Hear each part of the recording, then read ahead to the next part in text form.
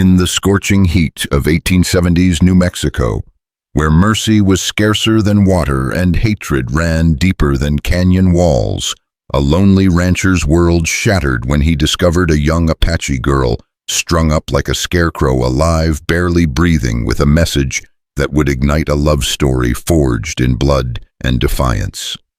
Today, I'm bringing you a tale of forbidden romance, survival against impossible odds, and the courage to choose love over everything else.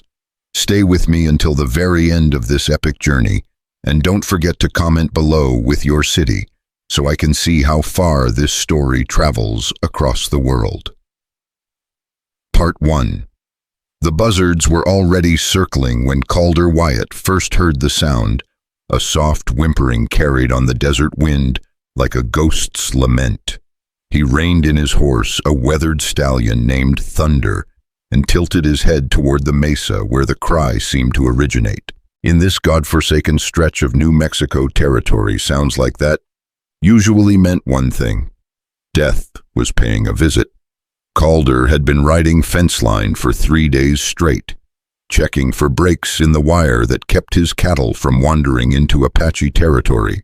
At 32, he'd already lived through more violence than most men see in a lifetime: the war between the states, the Indian campaigns, the endless cycle of revenge that plagued the frontier. His weathered hands bore scars from both bullets and barbed wire, and his gray eyes held the distant look of a man who'd seen too much. The ranch he'd carved out of this harsh landscape was modest but sturdy. A 2-room adobe house, a barn, corrals, and enough grazing land to support a small herd. It was honest work, solitary work, and that suited him fine. He'd grown tired of killing, tired of the hate that seemed to poison every well from here to the Rio Grande. But that sound, it pulled at something deep in his chest, something he'd thought was long dead. "Easy, boy," he murmured to Thunder, urging the horse toward the rocky outcropping where the cries grew stronger. The animal's ears were pinned back, nostrils flaring at some scent Calder couldn't yet detect. Death had its own smell in the desert, sweet and acrid, mixing with sage and creosote. As they crested a small rise, Calder's blood turned to ice. There, hanging from the gnarled branch of an ancient cottonwood, was a figure that made his stomach lurch. A young woman Apache by the look of her buckskin dress and long black hair suspended by leather thongs that bound her wrists. Her feet barely touched the ground, and her head hung forward in unconsciousness or exhaustion. Above her, nailed to the trunk, was a rough wooden sign painted in uneven letters: "White man don't forgive." Jesus Christ! Calder breathed, dismounting so quickly he nearly lost his footing. Thunder shied away, rolling his eyes white, but Calder was already running toward the tree. The girl was alive, barely. Her breathing came in shallow gasps, and angry red marks circled her wrists where the leather had cut deep. She couldn't be more than 18 or 19, with high cheekbones and olive skin burned dark by the sun. Blood had dried in her hair, and her dress was torn in several places. "Hold on," Calder whispered, pulling his knife from his belt. "Hold on, girl. I got you." He sliced through the leather bindings, and she collapsed into his arms like a broken bird. She was lighter than he'd expected, all sharp angles and fragile bones. As he lowered her to the ground, her eyes fluttered open, dark as midnight, filled with pain and something else that made his breath catch. Fear. Not of him exactly, but of everything, of the world itself. "You're safe now," he said, though the words felt foolish even as he spoke them. Nothing was safe out here. Safety was an illusion, a lie people told themselves to sleep at night. She didn't respond, just stared at him with those enormous eyes. There was intelligence there, and wariness, and a depth of hurt that reminded him uncomfortably of his own reflection in the morning mirror. Calder looked around, scanning the horizon for any sign of whoever had done this. The tracks around the tree were a confusion of boot prints and horse hooves, already half erased by the wind. Apache raiders, Mexican bandits, army patrol. In this territory, cruelty wore many faces. "Can you understand me?" he asked gently, Many Apache spoke some English picked up through trading or less pleasant encounters with white settlers. She blinked once slowly, and he took that as a yes. "My name's Calder. I'm going to take you somewhere safe, get you some water and food. You understand?" Another blink. Her lips moved slightly, but no sound came out. Her throat was probably raw from screaming or crying or both. Calder glanced back at the sign nailed to the tree, feeling anger build in his chest, like a prairie fire. "White man don't forgive." What kind of bastard would string up a girl as a message? What kind of world had they built out here, where human beings became billboards for hate? He'd seen enough of the Indian wars to know the cycle. Apache raid, a settlement, soldiers retaliate against the nearest tribe, survivors seek revenge, and on until the desert was soaked with blood from both sides. But this girl, she looked like she'd never hurt a fly. Hell, she looked like she could barely hurt a grasshopper. "Come on," he said, sliding his arms under her knees and shoulders. "Let's get you out of here." She tensed as he lifted her, but didn't struggle. That worried him almost as much as her injuries. A healthy person would fight, would protest. This girl had the limp resignation of someone who'd given up hope. Thunder was still dancing nervously as Calder approached with his burden. The horse had never been fond of strangers, and Apache scent was making him particularly agitated. "Settle down, you ornery cuss," Calder muttered, managing to boost the girl into the saddle while keeping one hand on Thunder's reins. She swayed dangerously, and he had to steady her with a firm grip on her waist. "Can you hold on to the saddle horn?" She nodded weakly and gripped the leather with white knuckles. Calder swung up behind her, wrapping one arm around her waist to keep her from falling. She stiffened at the contact, and he could feel her heart hammering against her ribs like a trapped bird. "It's all right," he said softly. "Just a few miles to my place. You can rest there, get cleaned up." The ride back to the ranch was a study in tension. The girl held herself rigid as a board, probably expecting him to turn around and string her up himself. Calder couldn't blame her for the suspicion. In her experience, white men were likely the source of most of her troubles. But as the miles passed and he made no move to harm her, she gradually relaxed against his chest. By the time his adobe house came into view, she was leaning into him for support, her head lolling back against his shoulder. The ranch looked peaceful in the afternoon light, chickens pecking in the yard, his few cattle grazing in the distance, smoke rising from the chimney where he'd banked the fire that morning. It was a scene of domestic tranquility that seemed impossible after what he'd witnessed at the hanging tree. "Here we are," he said, reining Thunder to a stop near the porch. "Home sweet home." The girl's eyes opened, taking in the modest buildings with a mixture of curiosity and wariness. She'd probably never been inside a white man's house before. Hell, she'd probably been taught that places like this were enemy territory. Calder dismounted first, then helped her down. Her legs buckled immediately, and he had to catch her before she hit the ground.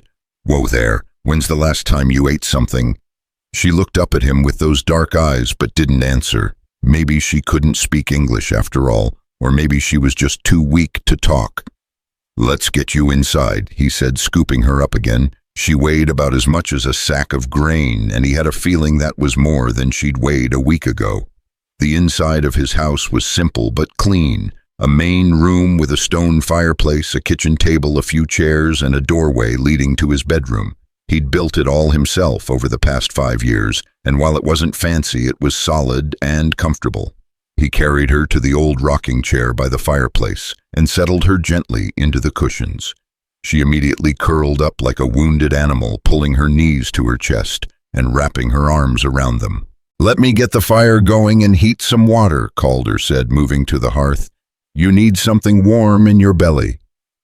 As he built up the fire and put a pot of water on to boil, he kept stealing glances at his unexpected guest. In the better light of his home, he could see more of the damage that had been done to her. There were bruises on her arms and face, cuts on her hands and feet, and a general air of exhaustion that spoke of prolonged suffering. Someone had worked her over good before stringing her up. The question was why. "You got a name?" he asked, settling into the chair across from her with 2 cups of coffee. The smell seemed to revive her a little, and she looked at the steaming mug with obvious longing. "It's just coffee," he said, offering her the cup. "Might taste like mud, but it's hot." She took it with trembling hands and sipped carefully, closing her eyes at the warmth. When she opened them again, she spoke for the first time, her voice barely above a whisper. "Ayanna." The name hit him like a physical blow, not because of the name itself, but because of the way she said it, like she wasn't sure she deserved to have one anymore. "Ayanna," he repeated, and she nodded. "That's a pretty name. Mine's Calder Wyatt. Welcome to my home, Ayanna." She stared at him over the rim of her coffee cup as if trying to solve a puzzle. He could practically see the questions forming behind her eyes. "Why did you save me? What do you want?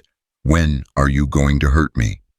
"I know what you're thinking," he said quietly. "You're wondering why I cut you down, why I brought you here.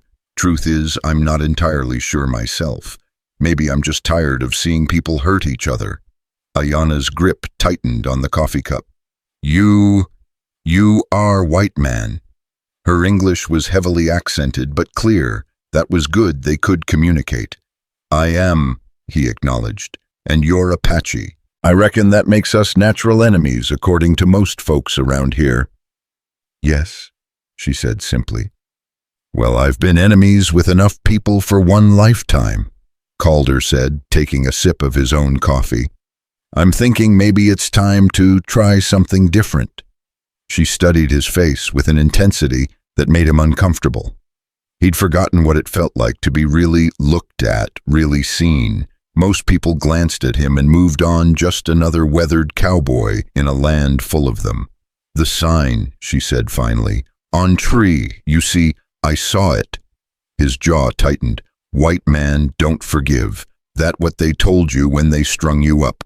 She nodded, and something flickered across her face. Pain, anger, maybe both. "What were you supposed to ask forgiveness for?" Calder asked gently. For a long moment she was silent, then so quietly he almost missed it. "For living." The words hit him like a punch to the gut. He'd suspected something like this, but hearing it confirmed made his anger flare white-hot. What kind of monsters would torture a girl just for existing? "Who did this to you?" he asked.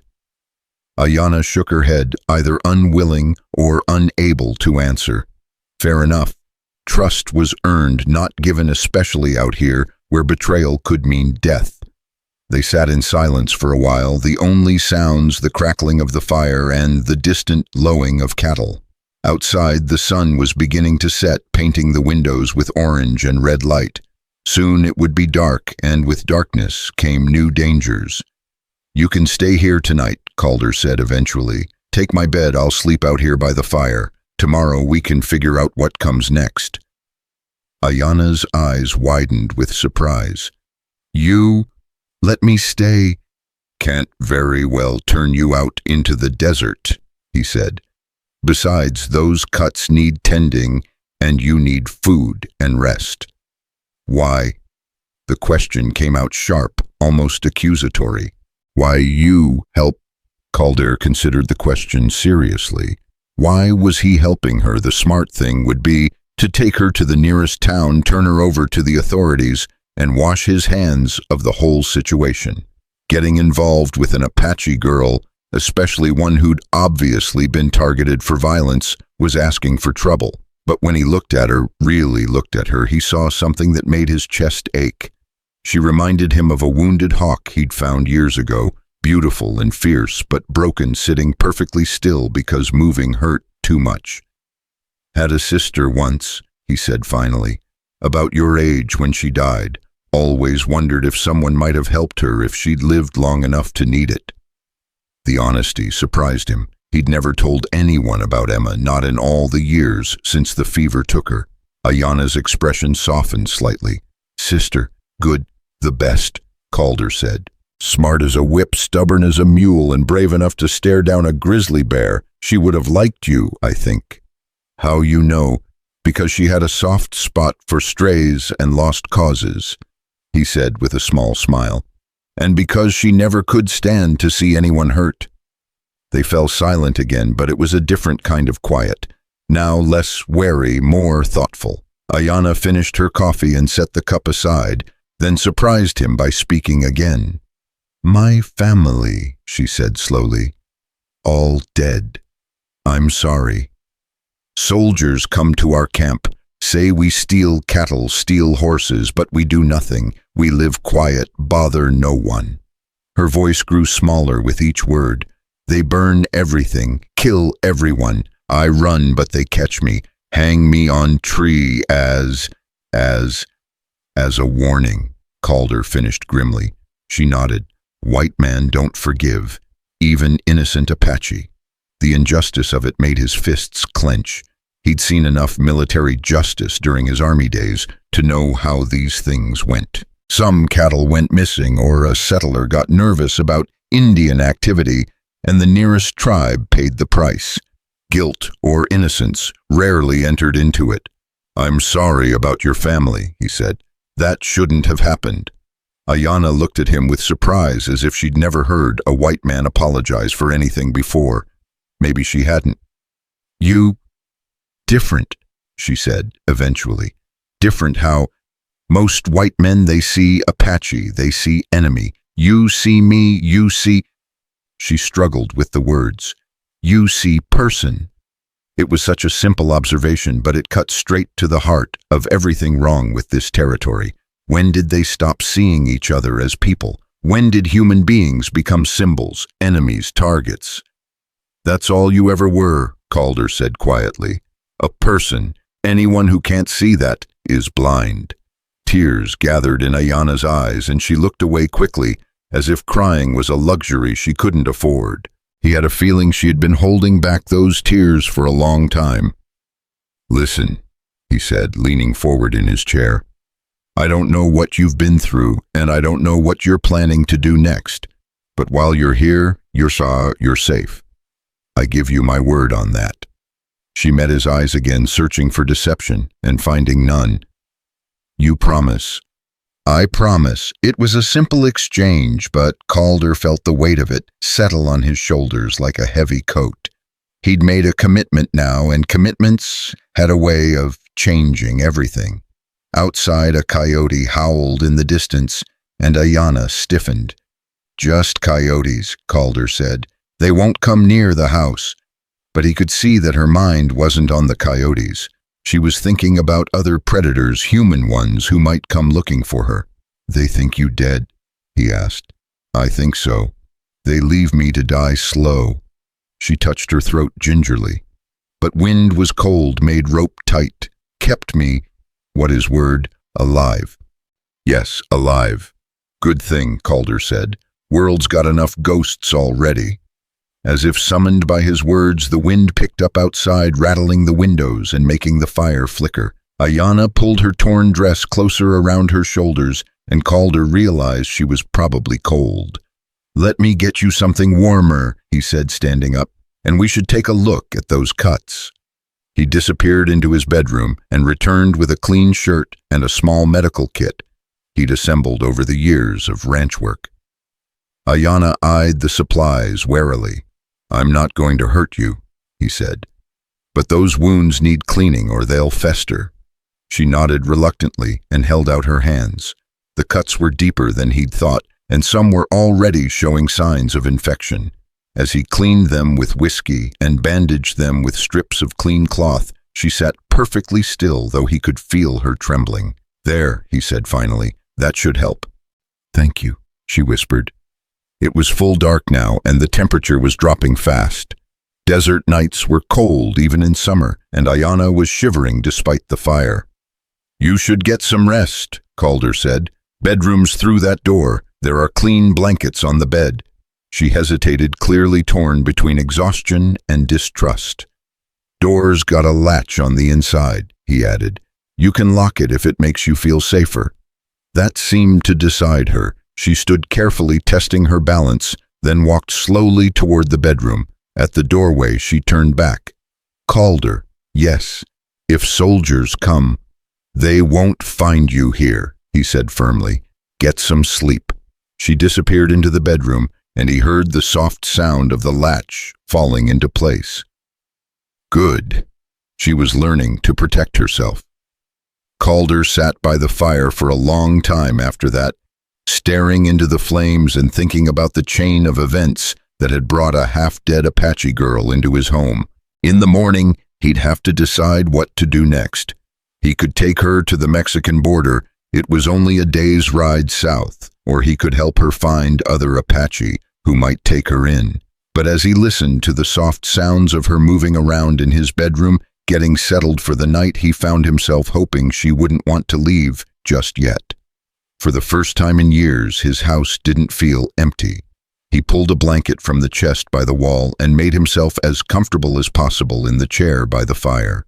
It wasn't the most restful sleeping arrangement, but he'd slept in worse places. Besides, he wanted to be between Ayana and the door, just in case. As he drifted off to sleep, he thought he heard her crying soft, muffled sounds that spoke of grief too deep for words.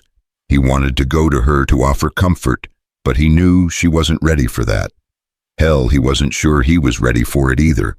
Instead, he lay in the dark and listened to the wind, wondering what tomorrow would bring and whether he'd just made the biggest mistake of his life.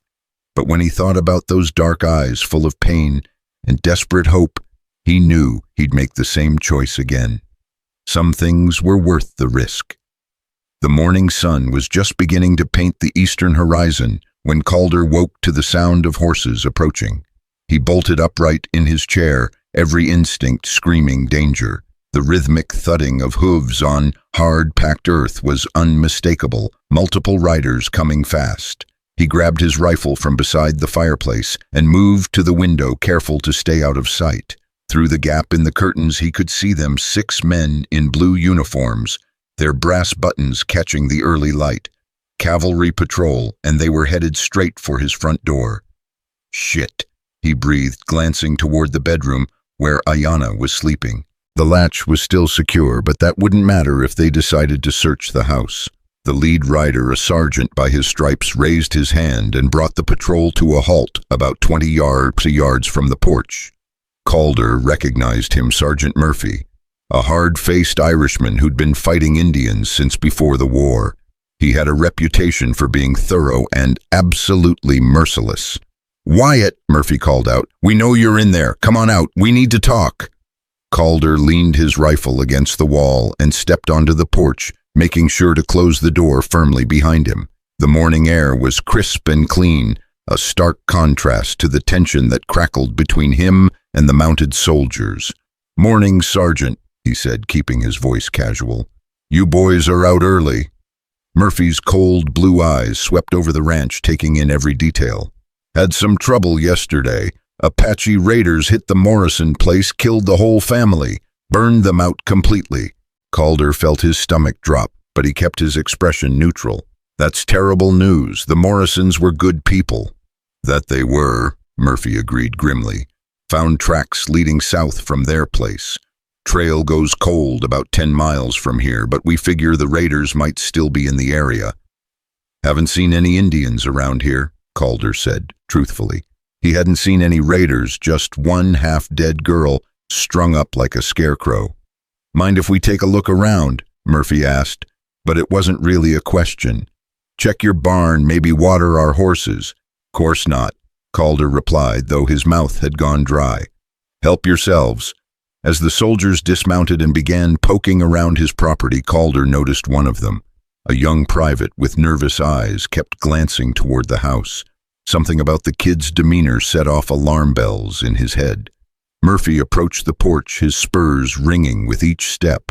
"Funny thing about that Morrison raid," he said conversationally. "Found a girl's footprints near the house. Small feet bare. Apache girl, most likely." "That's so," Calder managed. "Yep. Trail disappeared, though, like she just vanished into thin air." Murphy's eyes were calculating, predatory. "You wouldn't happen to know anything about a missing Apache girl, would you, Wyatt?" The question hung in the air like smoke from a campfire. Calder could feel sweat gathering between his shoulder blades, despite the cool morning air. "Can't say that I do," he lied smoothly. "Like I said, haven't seen any Indians around here." Murphy nodded slowly, but his expression suggested he wasn't buying it. "See, that's the funny thing. We found something else at the Morrison place. A piece of rope cut clean through, real similar to the rope we use for special purposes." Calder's blood turned to ice. They'd been to the hanging tree. They knew someone had cut Ayanna down. "That is funny," he said, proud that his voice didn't shake. "Isn't it?" Murphy stepped closer, close enough that Calder could smell tobacco and leather, and the metallic scent of violence that seemed to cling to some men like cologne. "Now I'm wondering who might have cut that rope. See, we left that girl there as a message. Example for the rest of her kind. Someone interfering with army business, well, that's a serious matter." "I imagine it would be," Calder said carefully. From inside the house came a soft sound, the creak of a floorboard. Murphy's head snapped toward the door, like a hound catching a scent. "You got company in there, Wyatt?" "Just me," Calder said quickly. "Old house settles funny sometimes." Murphy's hand moved to rest on his pistol grip. "Mind if I take a look inside, just to be thorough?" Every fiber of Calder's being screamed at him to refuse, but he knew that would only make Murphy more suspicious. Instead, he forced a casual shrug. "Sure thing, Sergeant, though I warn you, it's not much to look at." He led Murphy through the front door, his heart hammering so hard he was sure the sergeant could hear it. The main room looked exactly as it had the night before, coffee cups on the table, his blanket rumpled in the chair by the fireplace, everything normal and innocent. Murphy's eyes swept the room methodically, taking in every detail. His gaze lingered on the 2 coffee cups, and Calder silently cursed himself for not thinking to clean them up. 2 cups, Murphy observed. "Had coffee with breakfast, then another while I was planning the day's work," Calder explained. "Creature of habit, I guess." Murphy nodded absently, moving toward the bedroom door. Calder's pulse spiked as the sergeant reached for the handle. "That's just my bedroom," Calder said quickly. "Not much to see in there either." Murphy tried the handle and found it latched. His eyebrows rose. "Funny. Why would a man latch his bedroom door from the inside if he's out here talking to visitors?" Calder's mind raced, searching for a plausible explanation. "Sometimes the wind blows it open. Latch keeps it from banging around." It was a weak explanation, and they both knew it. Murphy's hand moved back to his pistol, and Calder tensed, ready to fight if necessary. He might not survive a gunfight with 6 soldiers, but he'd damn sure take a few of them with him. Before either man could make a move, they heard horses approaching outside, more riders coming fast. Murphy frowned and moved to the window. "What the hell?" he muttered. Through the glass, Calder could see 3 men in civilian clothes riding hard toward the ranch. The lead rider was someone he recognized with a sinking heart. Jacob Hartwell, one of the biggest ranchers in the territory, and a man with strong opinions about the Indian problem. "Looks like you got more company," Murphy said grimly. They went back outside to meet the new arrivals. Hartwell was a big man with steel-gray hair and eyes like flint. He'd made his fortune in cattle and land speculation, and he had the ear of territorial officials all the way up to Santa Fe. "Sergeant Murphy," Hartwell called out as he dismounted. "Glad I caught up with you. We need to talk."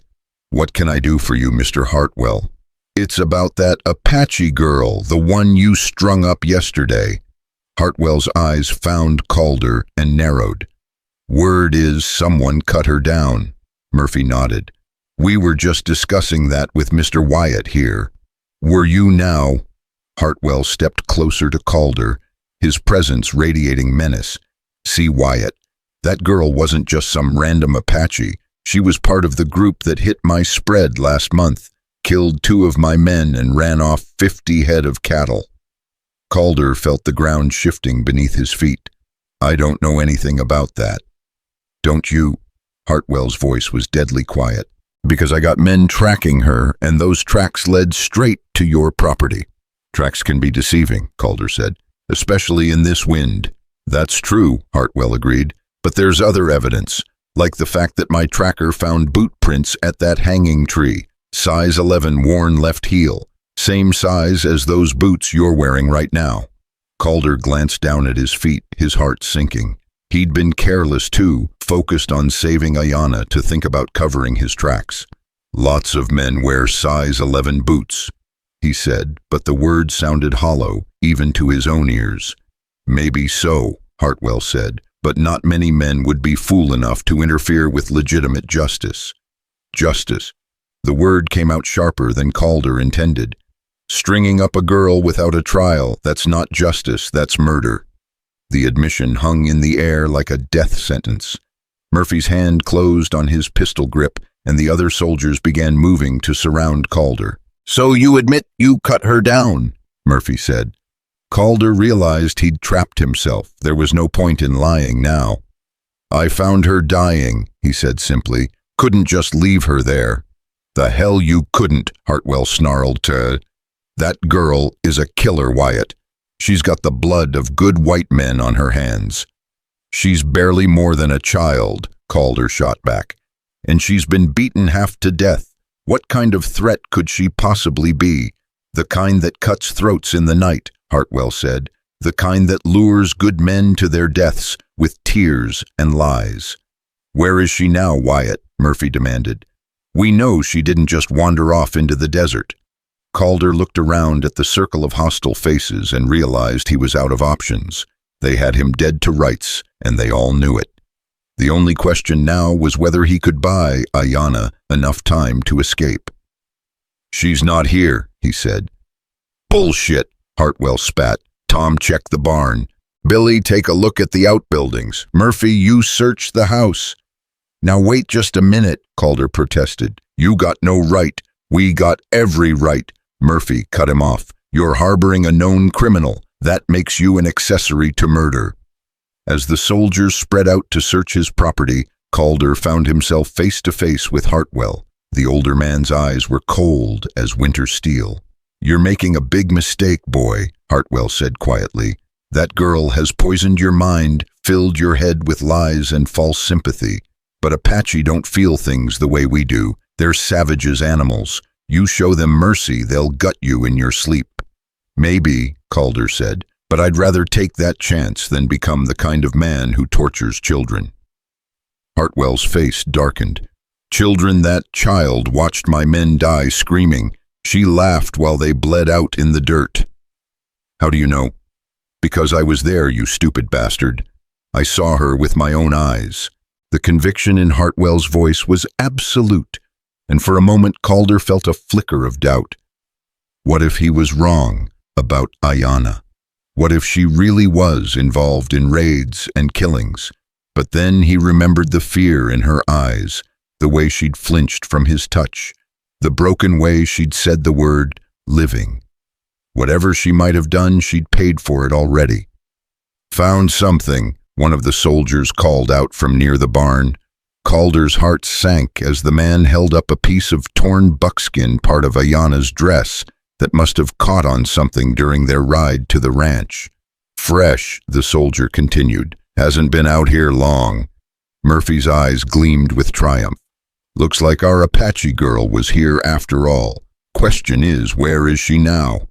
Before Calder could answer, they all heard it, the sound of a window opening in the back of the house. Murphy's head snapped around and he gestured to two of his men. "Circle around back. Don't let her get away." Calder wanted to run, wanted to fight, wanted to do something to help Ayanna escape, but he was surrounded by armed men, and any sudden movement would likely end with him full of bullets. Instead, he could only watch helplessly as the soldiers moved to surround his house like wolves closing in on wounded prey. The wait felt eternal. Every second stretched like an hour as they listened for sounds of struggle or capture from behind the house. Calder found himself praying to a god he'd stopped believing in years ago, begging for Ayanna to somehow slip through their net. Then one of the soldiers reappeared, shaking his head. "Nothing back there but an open window. If she was here, she's gone now." Murphy's face flushed with anger. Spread out. She can't have gone far on foot. Check every gully, every rock pile. I want that girl found." As the soldiers mounted up and began combing the surrounding area, Hartwell stepped close to Calder again. "This isn't over," he said quietly. "We'll find her, and when we do, you'll answer for helping her. Aiding and abetting a murderer is a hanging offense in these parts." "If you say so," Calder replied, surprised by his own calmness. "I do say so, and when we string her up again, you'll watch. You'll see what your mercy bought you." "Maybe," Calder said, "but at least I'll be able to look at myself in the mirror." Hartwell's hand moved toward his gun, but Murphy intervened. "Leave him be for now, Jacob. We need to find the girl first. He's not going anywhere." As the search party spread out across his land, Calder stood on Apache's porch and watched them go. He had no idea where Ayanna had gone or how she'd managed to slip away, but he felt a fierce pride in her resourcefulness. The soldiers searched for hours, but the desert was vast and full of hiding places. As the sun climbed higher and the heat became oppressive, they began to struggle back to the ranch empty-handed and frustrated.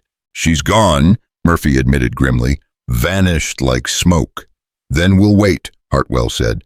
"Post guards on the roads, watch the water holes. She'll turn up eventually." "What about him?" Murphy nodded toward Calder. "Leave him be for now, but keep an eye on him. If she comes back, this is where she'll come." As the search party finally rode away, Calder slumped against his porch railing, exhausted by the tension and fear. The sun was high overhead now, beating down mercilessly on the desert landscape. He was alone again, but somehow the solitude felt different than before. The house seemed to echo with Ayanna's presence, as if she'd left something of herself behind in the brief time she'd been there. That night, as he sat by the fire with a cup of coffee, Calder heard a soft scratching at his back door. His heart leaped as he recognized the sound fingernails on wood, the same pattern Ayanna had used the night before to test whether the window latch was secure. He opened the door to find her crouched in the shadows, looking like a wild thing ready to bolt at the first sign of danger. "They're gone," he said softly. "It's safe." She slipped inside like a ghost, her dark eyes scanning the room for threats that weren't there. "How did you get away?" he asked. "Climbed through window when I heard horses," she said, her voice barely above a whisper. "Hid in the rocks above the creek, watched them search." "Smart girl, they had the whole place surrounded." Ayanna moved to the fireplace and held her hands out to the warmth. In the flickering light, he could see that she was shivering, though whether from cold or fear, he couldn't tell. "They said things about me," she said finally. "I heard some of it. The man with gray hair, he say I kill his men." Calder studied her face, looking for any sign of deception. All he saw was pain and confusion. "Did you?" The question hung between them like a blade. Ayanna was quiet for so long that he began to think she wouldn't answer. When she finally spoke, her voice was steady but hollow. "My brother," she said. "His name was Ayanna, means eternal blossom. He was 15 summers gentle like spring rain, never hurt anything, not even rabbits, for food." She paused, staring into the fire as if she could see the past dancing in the flames. "Gray hair man, he came to our camp with soldiers. Said we steal cattle, but we had no cattle. We live on fish from river plants, from hills. My father, he try to explain, show them our food stores. Gray hair man, he laugh, say all Apache are thieves and liars." Calder remained silent, letting her tell the story in her own way. "They tie my brother to tree. Gray hair man, he take out knife, say he make example. My brother, he cry, beg them to stop. I could not watch."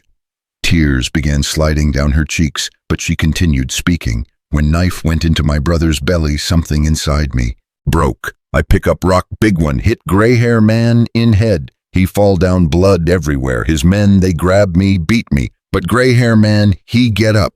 He not dead." "So you didn't kill anyone?" Calder said gently. "No, but I try. I want to kill them all for what they do to Ayanna." She looked at him with eyes full of anguish. "Does that make me bad? Does that make me killer like they say? Calder moved closer to her carefully, like approaching a wounded animal. No, he said firmly, that makes you human. Anyone would have done the same thing. White man court, they not see it that way. Maybe not, but I do. She searched his face, looking for judgment and finding only understanding. Why you believe me, you not know me. I know enough, Calder said. I know you were dying when I found you, and you never once asked me to hurt the people who hurt you. I know you're brave enough to face soldiers and smart enough to escape when you had to. That's enough for me. Ayana wiped her eyes with the back of her hand, a gesture so simple and human that it made his chest ache. What happened now? She asked. They know, Imna, you helped me. They come back. Calder had been thinking about that all day. Hartwell wasn't the kind of man to give up easily, and Murphy had a reputation for being thorough. They'd be back probably with more men and a lot less patience. We need to get you somewhere safe, he said. Mexico, maybe. Or we could try to find some of your people who escaped. No people left, Ayana said sadly. All dead or scattered like leaves in wind. Then Mexico it is. I know some folks down there who don't ask too many questions. You come with me.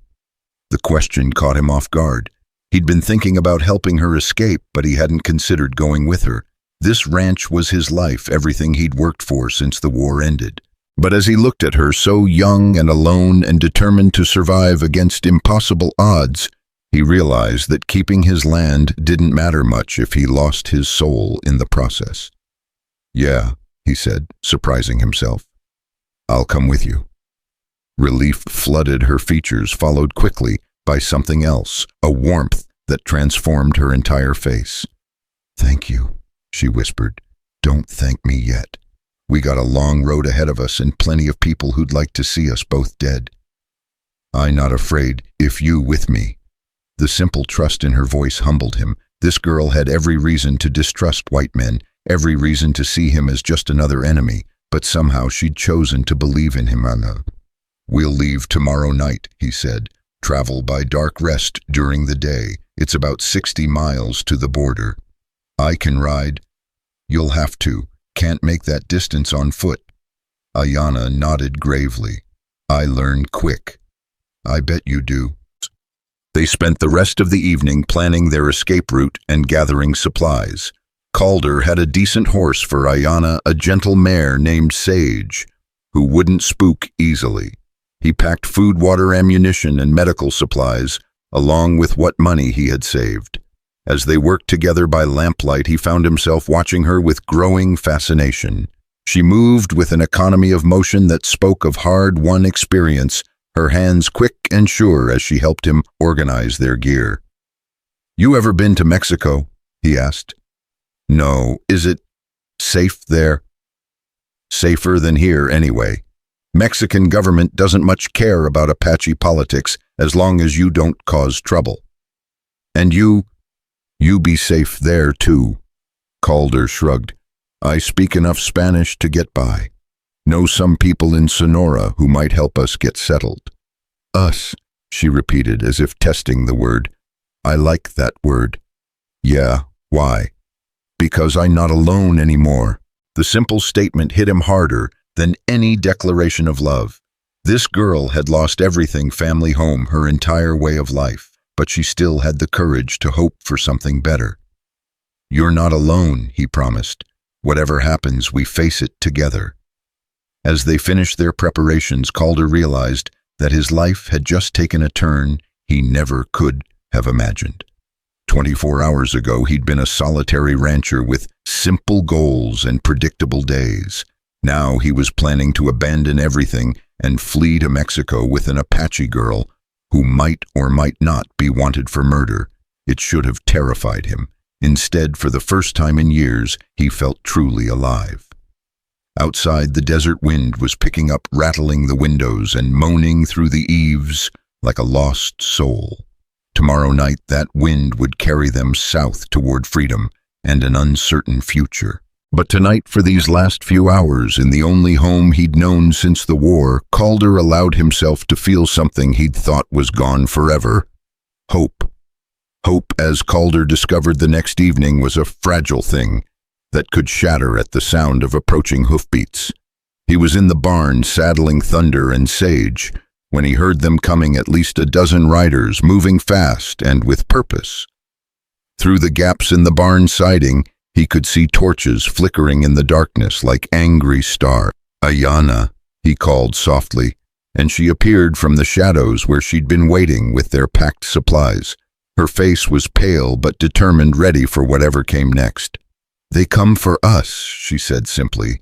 "Looks that way." Calder checked his rifle one more time, though he knew it wouldn't do much good against a dozen armed men. "We can try to slip out the back, but they'll have the place surrounded by now." The sound of horses grew louder, closer, until they could hear individual voices calling out commands. Calder recognized Murphy's Irish brogue and Hartwell's gravelly bark, but there were other voices too, townspeople, local ranchers, men he'd called neighbors just days ago. "Wyatt!" Hartwell's voice boomed across the ranch yard. "We know you're in there. Come out now and maybe we can settle this peaceable." Calder almost laughed at that. There was nothing peaceable about an armed mob showing up at a man's home in the middle of the night. "What you want to do," Ayana whispered.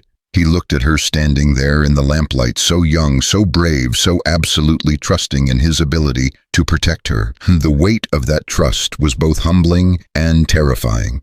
"We talk our way out if we can," he said. "Fight our way out if we have to. And if we cannot do either," Calder met her eyes, seeing his own acceptance reflected there. "Then we go down swinging." She nodded gravely, and he was struck again by her remarkable composure. Most people would be falling apart by now, but Ayana faced the prospect of death with the same calm dignity she brought to everything else. "Wyatt," Murphy's voice this time, "you got 1 minute to show yourself, or we're coming in after you." "Stay behind me," Calder told Ayana, then raised his voice. "I'm coming out. Hold your fire." He stepped through the barn door with his hands raised, rifle dangling from his left hand by the barrel. The scene that greeted him was like something out of a nightmare, a semicircle of mounted men with torches and weapons, their faces hard and unforgiving in the flickering light. Hartwell sat his horse in the center of the group, flanked by Murphy and his soldiers. But it was the other faces that made Calder's blood run cold. Pete Morrison, whose brother's family had supposedly been killed in the Apache raid. Tom Bradley, who ran the general store in town. Even old Doc Henley, who'd patched up half the territory at one time or another. These weren't just soldiers and ranchers. This was a lynch mob. "Where is she, Wyatt?" Hartwell demanded. "Where's who?" "Don't play dumb with us," Pete Morrison snarled. "We know you got that Apache bitch hidden somewhere, the one that killed my brother's family." Calder kept his expression neutral despite the rage building in his chest. "I don't know what you're talking about." "The hell you don't," Hartwell said. "We found more tracks, Wyatt, fresh ones. That girl came back here and you helped her again." "You find any tracks on my property without my permission, you're trespassing," Calder said evenly. Murphy laughed harshly. "Trespassing, boy, you're about to hang for treason, and you're worried about trespassing." "Treason's a strong word, Sergeant. Aiding and abetting the enemy during wartime is the definition of treason," Murphy shot back. "And make no mistake, we're at war with every Apache in this territory." "I thought the war was with murderers and thieves," Calder said. "Not with half-dead girls strung up like scarecrows." "That half-dead girl watched my men die," Hartwell roared. "She's a killer, Wyatt, and you're a goddamn fool if you think otherwise." "Maybe I am," Calder agreed. "But I'd rather be a fool than a murderer." The words hung in the night air like a challenge. Several of the men shifted in their saddles, hands moving toward weapons. "Last chance, Wyatt," Murphy said quietly. "Tell us where she is, and maybe you live to see morning." Calder was about to respond when he heard a soft voice behind him. I am here.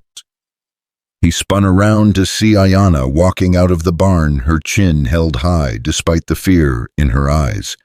She moved with fluid grace like a dancer stepping onto a stage, and the effect on the mob was immediate. Conversation died, replaced by a tension so thick it was almost tangible. "Ayanna, no," Calder said urgently. "Get back inside." "No more hiding," she said simply. "No more running. I am tired of being afraid." She stepped up beside him, and he could feel the warmth of her presence like a flame in the darkness. Whatever happened next, they would face it together. "Well, well," Hartwell said, his voice dripping with satisfaction. "The little dove decides to show herself." "You want me," Ayanna said, her accented English clear and strong in the night air. "Here I am. Let Calder go. He do nothing wrong." "Nothing wrong." Pete Morrison spurred his horse forward, his face twisted with grief and rage. "You killed my brother's children. Sarah was only 6 years old, you murdering bitch." "I kill no children," Ayanna said firmly. "I kill no one." "Liar." Morrison drew his pistol, but Murphy caught his wrist. "Easy, Pete. We do this right, or we don't do it at all." "She's lying through her teeth," Hartwell said. "Apache don't feel remorse the way Christians do. To them, killing white folks is just sport." Calder stepped protectively in front of Ayanna. "You want her, you go through me." "That can be arranged," Murphy said grimly. "Step aside, Wyatt. This doesn't have to get any uglier than it already is." "Calder," Ayanna said softly, placing a hand on his arm, "is okay. I go with them." "The hell you will." "Please." Her voice was gentle but firm. "You do enough. You save my life, give me hope when I had none. I not let you die for me." "Touching," Hartwell said, with mock sentiment. "The savage shows concern for her white protector, almost makes you forget she's a stone-cold killer." "I am not killer," Ayanna said, stepping around Calder to face the mob directly. "But you are, all of you. You kill my family, my people, my brother. You make me watch while you cut him open like animal." Her voice grew stronger with each word, the fear replaced by a fierce dignity that made several of the men shift uncomfortably. "My brother Ayanna, he was gentle soul, never hurt anything. But you gray-hair man," she pointed directly at Hartwell, "you torture him because he was Apache, because his skin was wrong color." "Your brother was a thieving redskin who got what he deserved," Hartwell snarled. "He was 15 years old." Ayanna's composure cracked for a moment, raw pain bleeding through. "He fear horses, could not even kill rabbit for food. What cattle could he steal? What white men could he hurt?" "Enough of this," Murphy interrupted. "You can tell your sob story to the devil. Boys, string her up." "Wait!" Doc Henley spoke for the first time, his weathered voice cutting through the tension. "Maybe we should hear her out." "Hear her out." Morrison whirled on the old doctor. "She admitted it. She admitted she was there when my brother's family died." "She admitted she was at the camp when soldiers came," Doc Henley corrected. "That's not the same thing as admitting murder." "Whose side are you on, Doc?" Hartwell demanded. "I'm on the side of justice," Henley said firmly. "And justice requires evidence, not just accusations." "We got evidence," Murphy said. "Tracks witness testimony, the fact that she was at the scene." "Circumstantial," Henley replied. "Nothing that would hold up in a real court." "This is a real court," Hartwell said coldly. "Frontier justice for frontier crimes." "Frontier justice is just a fancy name for mob rule," Doc Henley shot back. "And I won't be party to lynching a girl based on hearsay and hatred." The old doctor spurred his horse forward, putting himself between the mob and their intended victims. It was a brave gesture, but Calder knew it wouldn't stop what was coming. "Doc, you best get out of the way," Murphy warned. "Don't make this harder than it has to be."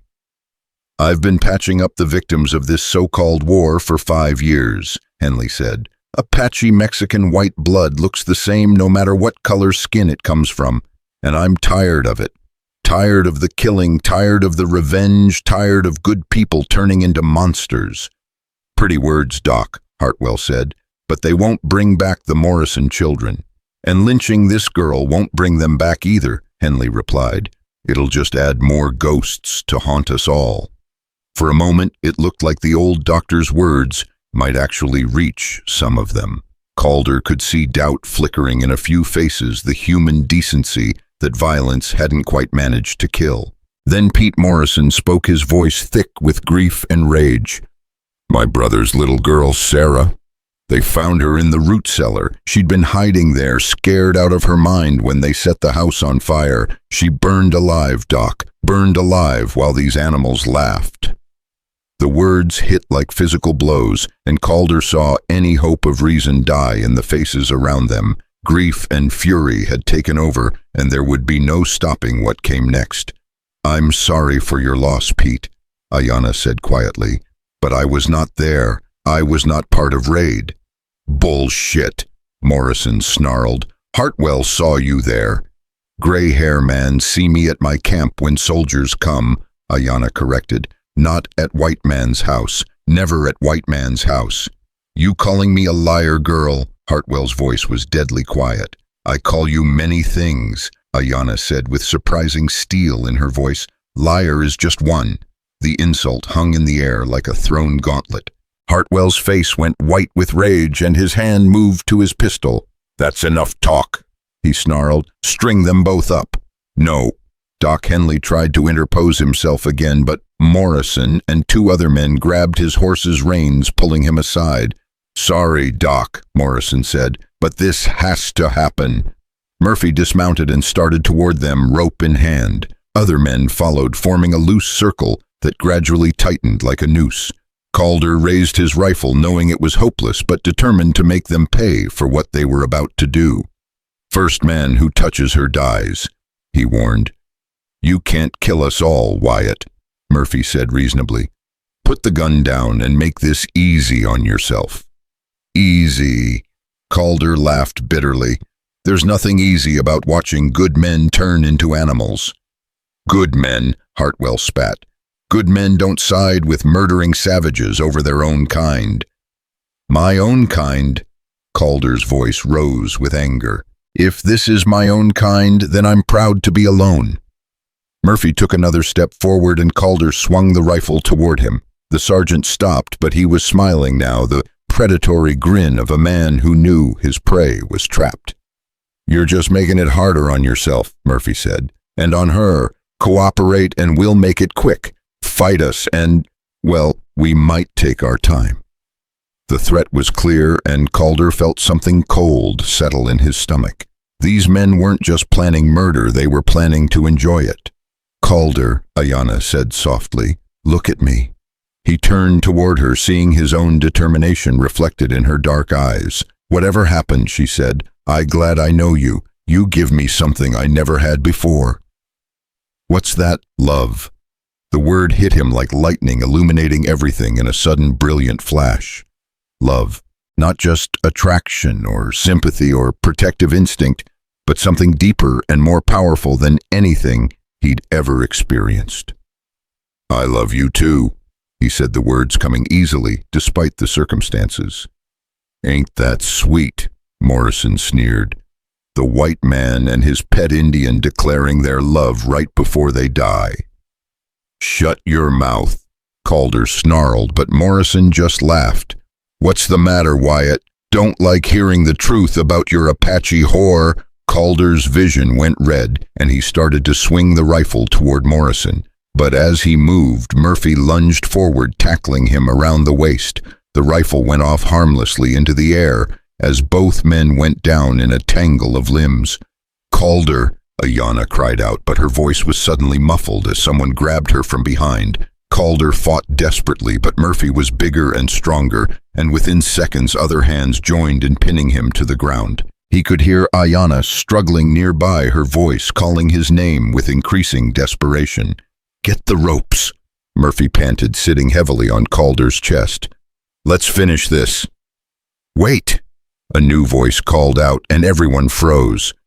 Through the confusion, Calder could see a single rider approaching from the direction of town. The man was dressed in a long coat and wore a badge that gleamed in the torchlight. "Marshal Daniels," Murphy said with obvious displeasure. "Didn't expect to see you out here tonight." Marshal Jim Daniels was a lean, gray-haired man in his 50s, with the weathered look of someone who'd spent his life enforcing the law in hard places. He rode into the circle of light with casual authority, his pale eyes taking in the scene. "Evening, Sergeant, gentlemen." His gaze found Ayanna still struggling in the grip of two men. "Ma'am." "Jim," Hartwell said carefully, "this is official business, military matter." "Is it now?" Daniels dismounted slowly, his movements deliberate and unthreatening. "Funny thing about that, see, I just came from Fort Union, and Colonel Morrison, that's Pete's uncle, by the way, he's mighty interested in this Apache girl you're all so worked up about." Pete Morrison's face went pale. "My uncle, what's he got to do with this?" "Well, it seems there's been some new information about that raid on your brother's place. Information that changes things considerable." Daniels reached into his coat and pulled out a folded paper. "Got a telegram here from Santa Fe. Seems a patrol found the real raiders about 50 miles south of here. 5 Apache braves, all dead with stolen goods from the Morrison place in their possession." The silence that followed was deafening. Calder could see confusion and doubt beginning to replace certainty on several faces. "That don't prove nothing," Hartwell said, but his voice lacked conviction. "Maybe not by itself," Daniels agreed. "But there's more. One of the braves was still alive when they found him. Before he died, he talked, told the patrol all about the raid, described every detail. Funny thing, though, he never mentioned a girl being with them." "He was lying," Morrison said desperately, "trying to protect her." "Could be," Daniels said mildly, "except for one thing, that Apache brave had no idea this girl even existed. When they described her to him, he looked confused as hell. Said his war party was all men, no women, no children." The marshal's words fell like stones into still water, sending ripples of doubt through the mob. Men who'd been ready to commit murder moments before now looked uncertain, even ashamed. "But Hartwell saw her there," Murphy protested. "He identified her personally." Daniels turned his pale eyes on the gray-haired rancher. "Did he now, Jacob? You want to tell these good folks exactly when and where you saw this girl?" Hartwell's face had gone ashen, but his jaw was still set with stubborn pride. "At the Apache camp, when we went to arrest the raiders." "The camp you burned," Daniel said. "It wasn't a question. The camp we destroyed in pursuit of justice." "Justice." Daniels tasted the word like it was bitter. "Jacob, that camp you burned wasn't a raider camp. It was a family camp, old people, women, children. Peaceful Apache who'd been trying to live quiet lives away from all the fighting." "You don't know what you're talking about," Hartwell said, but his voice was shaking now. "Don't I?" Daniels pulled out another paper. "Got a report here from Lieutenant Carson, who was with your expedition. He was mighty troubled by what he saw that day, Jacob. Troubled enough to file an official complaint." The marshal began reading from the paper. Quote, "Mr. Hartwell ordered the execution of prisoners, including women and children, despite no evidence of their involvement in any raids. When I objected, he stated that all Apache were enemies and deserved death." End quote. The words hung in the night air like an accusation. Several of the men took involuntary steps backward, as if trying to distance themselves from what they were hearing. That's not how it happened," Hartwell stammered. "No, then how did it happen?" Daniels asked quietly. For a long moment, Hartwell was silent. When he finally spoke, his voice was barely above a whisper. "They were harboring criminals, giving aid and comfort to raiders. Based on what evidence? We found stolen goods in their camp." "What kind of stolen goods?" Another long silence. Then, "A bridle, taken from one of my men who was killed in a previous raid." "One bridle," Daniel said flatly, "and for that you burned an entire camp and killed everybody in it." "Not everybody," Doc Henley said quietly. This girl survived. That's why you strung her up, not because she was a raider, but because she was a witness. The truth hung there, naked and ugly for everyone to see. Calder felt the hands holding him loosen as the men began to understand what they'd almost become part of. "My God," Pete Morrison breathed. "Jacob, what did you do?" "I did what had to be done," Hartwell exploded. "Those people were savages, animals. They would have killed us all, given the chance." "They were families," Ayanna said quietly, speaking for the first time since the marshal's arrival. "Children, grandmothers, people who just want to live in peace." "There's no peace with your kind," Hartwell snarled. "Never has been, never will be." "Maybe not," Daniels said. "But there's law and there's justice, and what you did that day was neither." He turned to Murphy. "Sergeant, I'm placing Jacob Hartwell under arrest for the murder of non-combatant civilians. You can escort him back to Fort Union to await court-martial." Murphy looked uncomfortable. "Marshal, I'm not sure I have authority to." "You have authority to arrest a civilian who committed war crimes in the presence of military personnel." Daniels cut him off. "Unless you want to explain to Colonel Morrison why his nephew's uncle was allowed to walk free after massacring innocents." The threat was clear. Murphy might outrank a territorial marshal, but colonels outranked everyone, and family connections mattered in the frontier army. "Yes, sir," Murphy said reluctantly. He gestured to two of his men. "Take Mr. Hartwell into custody." "This is insane," Hartwell protested as the soldiers moved toward him. "I'm a pillar of this community. I've done more to protect white settlers than any of you." "You're a murderer," Daniels said simply, "and murderers get hanged regardless of their standing in the community." As the soldiers placed Hartwell in restraints, the rest of the mob began to dissolve. Men who'd been ready to lynch two innocent people just minutes before now couldn't meet each other's eyes. Shame and embarrassment replaced bloodlust as they realized how close they'd come to committing an atrocity. Pete Morrison was the last to leave his face etched with grief and confusion. "I'm sorry," he said, looking at Ayanna. I believed." "You believed because you hurt," Ayanna said gently. "Hurt make people do things they not normally do. I understand." Morrison nodded, tears streaming down his cheeks. "Sarah, my little niece, she didn't deserve what happened to her." "No child deserved to die," Ayanna agreed, "but killing me not bring her back, not bring peace to your heart." Morrison stared at her for a long moment, then turned and rode away without another word. As the last of the mob disappeared into the darkness, Marshal Daniels approached Calder and Ayanna. "You folks all right?" he asked. "We're alive," Calder said, still hardly believing it. "Thanks to you." "Don't thank me yet," Daniels said grimly. "Jacob Hartwell's got friends in high places, and this won't be the end of it. You'd be wise to make yourselves scarce for a while."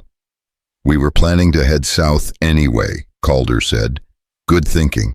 Mexico's probably your best bet, at least until things cool down here." Daniels turned to Ayanna. "Miss, I want you to know that not all white men are like Hartwell. There are good people in this territory, people who believe in justice and the rule of law." "I know," Ayanna said softly. "I meet one already." She looked at Calder with such warmth and trust that his heart ached. How had this happened? How had a chance encounter with a dying girl led to this moment of perfect understanding between them? "You take care of each other," Daniels said, mounting his horse, "and stay off the main roads for a while. Hartwell's friends might not be as reasonable as I am." As the marshal rode away, Calder and Ayanna found themselves alone under the desert stars. The night that had begun with such terror and violence had ended with something approaching peace. "We should go," Ayanna said. "Marshal is right. More men will come." "Yeah," Calder agreed, but he made no move toward the horses. Instead, he found himself studying her face in the moonlight, memorizing every detail. "What are you thinking?" she asked. "I'm thinking that a week ago I thought I knew what my life was going to be. Simple, predictable, safe. And now, Now I don't know anything except that I can't imagine a future without you in it. She stepped closer to him, close enough that he could feel the warmth of her body in the cool night air. Then we make new future, she said simply. Together. Together, he agreed, and leaned down to kiss her. It was their first kiss, soft and tentative at first, then deeper as she responded. When they finally broke apart, both were breathing hard. We should definitely go, Calder said, his voice rough with emotion. Yes, Ayanna agreed, but neither of them moved. They stood there in the darkness, holding each other, both understanding that they were leaving behind everything they'd ever known for something uncertain but precious. It was terrifying and exhilarating at the same time. Finally, practical necessity won out over romance. They finished loading their supplies, mounted their horses, and rode south into the desert night. Behind them, the ranch grew smaller and smaller, until it disappeared, entirely swallowed by darkness and distance. Ahead lay Mexico freedom and a chance to build something new together. It wouldn't be easy, nothing worthwhile ever was. But as they rode through the silver landscape under a canopy of stars, Calder felt something he hadn't experienced in years, the absolute certainty that he was exactly where he belonged. Beside him, Ayanna sat her horse with natural grace, her face turned toward their destination with quiet determination. Whatever challenges lay ahead, they would face them together, and that Calder thought was enough. That certainty lasted exactly 18 hours. They had been riding hard through the night, stopping only briefly to rest the horses and share water from Calder's canteen. The desert landscape rolled past them in waves of silver and shadow mesquite, and sage giving way to rockier terrain as they pushed steadily southward. Ayanna proved to be a natural rider, moving with sage, as if they'd been partners for years rather than hours. By dawn, they had covered nearly 20 miles, putting valuable distance between themselves and any pursuit. Calder found a sheltered canyon where they could rest during the heat of the day, hidden from casual observation but with clear sight lines in all directions. "We're making good time," he said as they dismounted in the shade of a towering red rock formation. "Another night like this and we'll be across the border." Ayanna nodded, but her attention was focused on the horizon behind them. "Someone follows," she said quietly. Calder spun around, squinting against the morning glare. At first he saw nothing but heat, shimmer, and empty desert. Then, just at the edge of visibility, he caught a glimpse of movement riders, at least 6 of them, coming fast. "Damn," he breathed. "How long have they been back there?" "Since before sunrise," Ayanna said. "I feel them watching." Calder cursed himself for not trusting her instincts. Apache learned early to sense danger, and Ayanna's survival depended on that skill more than most. "Can you tell who they are?" She shaded her eyes with her hand, studying the distant figures. "Too far, but they ride like soldiers, straight line, no caution." That was bad news. Soldiers meant official pursuit, which meant they wouldn't give up easily. And if Murphy had convinced his commander that Calder was harboring a fugitive, they'd have authorization to use whatever force necessary to bring them back. "How much of a lead do we have?" Calder asked. "Maybe 2 hours.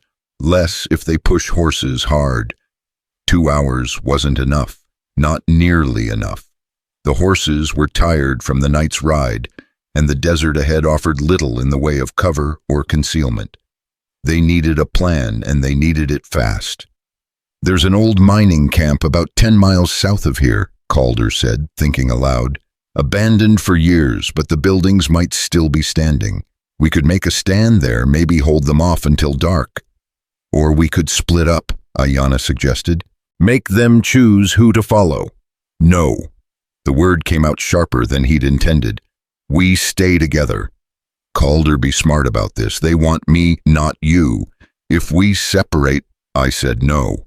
He turned to face her, fully seeing his own determination reflected in her dark eyes. "I'm not losing you. Not now, not ever." She studied his face for a long moment, then nodded. "Then we fight together, if it comes to that." They remounted, quickly pushing the horses as hard as they dared across the broken terrain. Behind them, their pursuers grew steadily larger, close enough now that Calder could see the glint of sunlight on metal rifle barrels and brass buttons catching the morning light. The old mining camp appeared like a mirage in the desert heat, a collection of weathered wooden buildings clustered around the mouth of a played-out silver mine. Most of the structures had collapsed over the years, but the main building, probably the mine office, still stood intact, its thick adobe walls pockmarked with bullet holes from some long-forgotten conflict. "This will do," Calder said, dismounting near the building's entrance. "Good sight lines, solid walls. We can hold them off from here." They led the horses inside through the building's rear entrance, finding themselves in what had once been the mine's business office. Broken furniture littered the floor, and dust motes danced in shafts of sunlight that streamed through gaps in the roof. Windows face 3 directions, Ayanna observed, checking their defensive positions. "Good for watching, but they can surround us." "Let them try," Calder said grimly, checking his rifle. "How many rounds you got for that Winchester?" Ayanna patted the ammunition belt she wore across her shoulder. 20. "You?" "About the same." It wasn't much for a prolonged fight, but it would have to do. They didn't have long to wait. Within minutes, they could hear the thunder of approaching hooves growing louder until it seemed to shake the very walls around them. Then abruptly, silence. Calder peered carefully through one of the windows, counting shapes. 8 riders spread out in a loose semicircle around the building. He recognized Murphy's distinctive silhouette along with several other soldiers from the previous night's mob. "Wyatt!" Murphy's voice carried clearly across the desert air. "We know you're in there. Come out with your hands up and the girl with you." "Go to hell, Murphy," Calder shouted back. "Don't make this harder than it has to be. You're trapped, outnumbered, and running out of options. Still got enough options to make you regret coming after us." There was a pause, then Murphy's voice again, closer this time. "The girl's wanted for questioning in connection with the Morrison murders. Hand her over and you can ride out of here a free man." Calder felt Ayanna tense beside him. They both knew it was a lie. There would be no questioning, no trial, no justice. Just a quick hanging and another shallow grave in the desert. "She's innocent," Calder called back. "You know it, I know it, and Marshal Daniels proved it." "Daniels isn't here," Murphy replied, "and his authority doesn't extend to military matters. The girl is coming with us, Wyatt. Only question is whether you die trying to stop us." "Then I guess you have your answer," Calder shouted. The silence that followed was pregnant with menace. Calder could see the soldiers taking positions behind rocks and scrub brush, preparing for what was to come. "They will try to take us alive," Ayanna said quietly. "What makes you think that dead prisoners cannot talk? They want to know who else help us, where we get supplies, who we plan to meet in Mexico." Calder hadn't thought of that, but it made sense. A captured Ayanna could be tortured for information about other Apache sympathizers, other escape routes. It was a chilling thought. "Then we don't let them take us alive," he said simply. Ayanna looked at him with something approaching awe. "You would die for me." "I'd rather live for you," Calder said. "But if dying's what it takes to keep you free, then yeah." She reached over and squeezed his hand, her fingers warm and steady. "I never know man like you exist." "Yeah, well, I never knew women like you existed either." Their moment of tenderness was interrupted by the sharp crack of a rifle. A bullet whined through the window above their heads, sending splinters of wood flying. "Warning shot," Calder muttered. "They're getting impatient." More shots followed, a steady barrage that kept them pinned down behind the adobe walls. The soldiers were good. They kept up a disciplined rate of fire, not wasting ammunition, but making it impossible for Calder and Ayanna to show themselves at the windows. "They're moving," Ayanna reported from her position at the side window. "2 men coming around back." Calder swore. If the soldiers reached the rear entrance, they'd be trapped with nowhere to run. "Cover me," he said, moving toward the back of the building. "Where you go." "To make sure we still have an exit." He reached the rear door just as it started to swing open. The first soldier through was a young private Calder didn't recognize, probably one of the new recruits, who'd arrived with the latest supply train. The kid's eyes went wide when he saw Calder's rifle pointed at his chest. "Drop your weapon," Calder ordered Todd. The private hesitated, clearly torn between fear and duty. Behind him, Calder could hear another soldier approaching. "Don't be stupid, son," Calder said. "You're too young to die for something like this." "I got my orders," the private said, but his voice was shaking. "Orders to capture a girl who never hurt anybody. Orders to help cover up a massacre."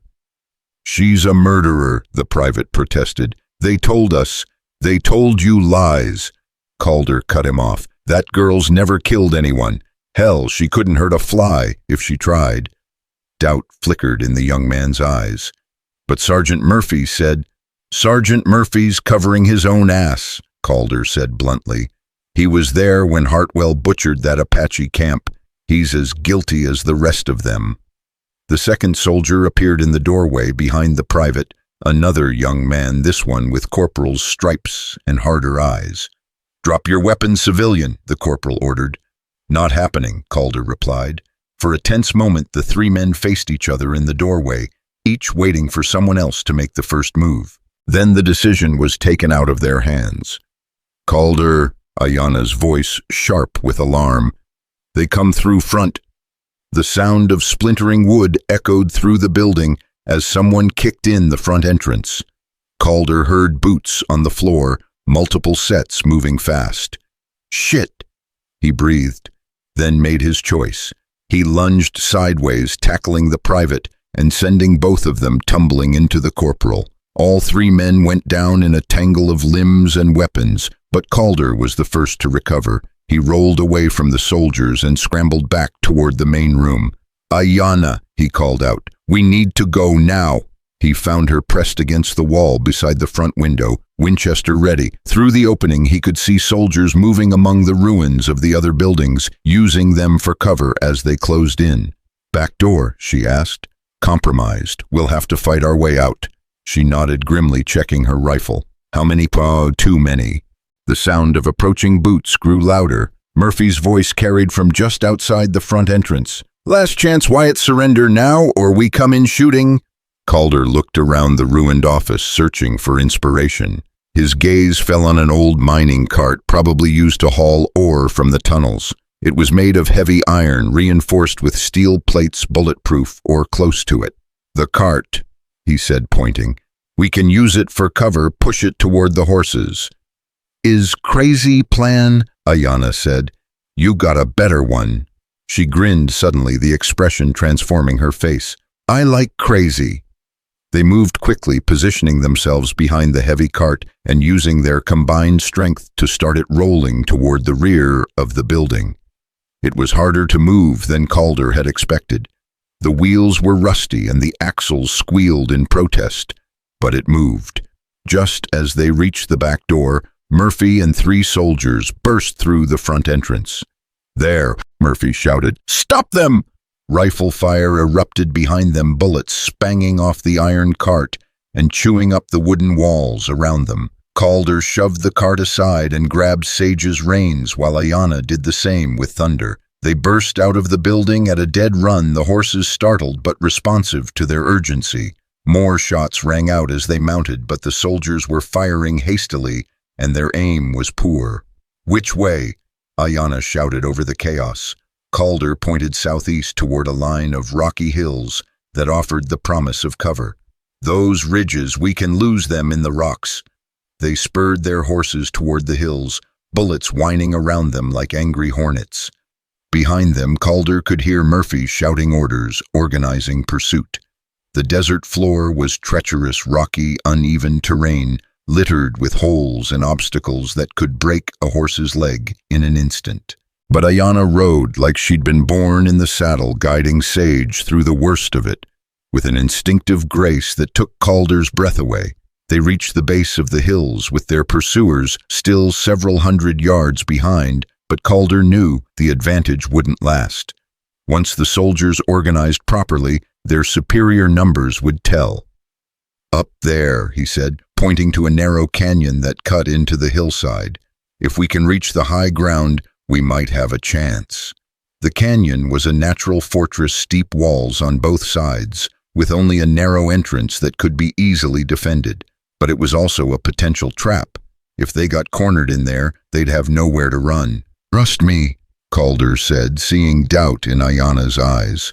"Always," she replied without hesitation. They rode into the canyon at a gallop, hooves echoing off the rock walls. About a quarter-mile in the passage widened into a natural amphitheater surrounded by towering cliffs.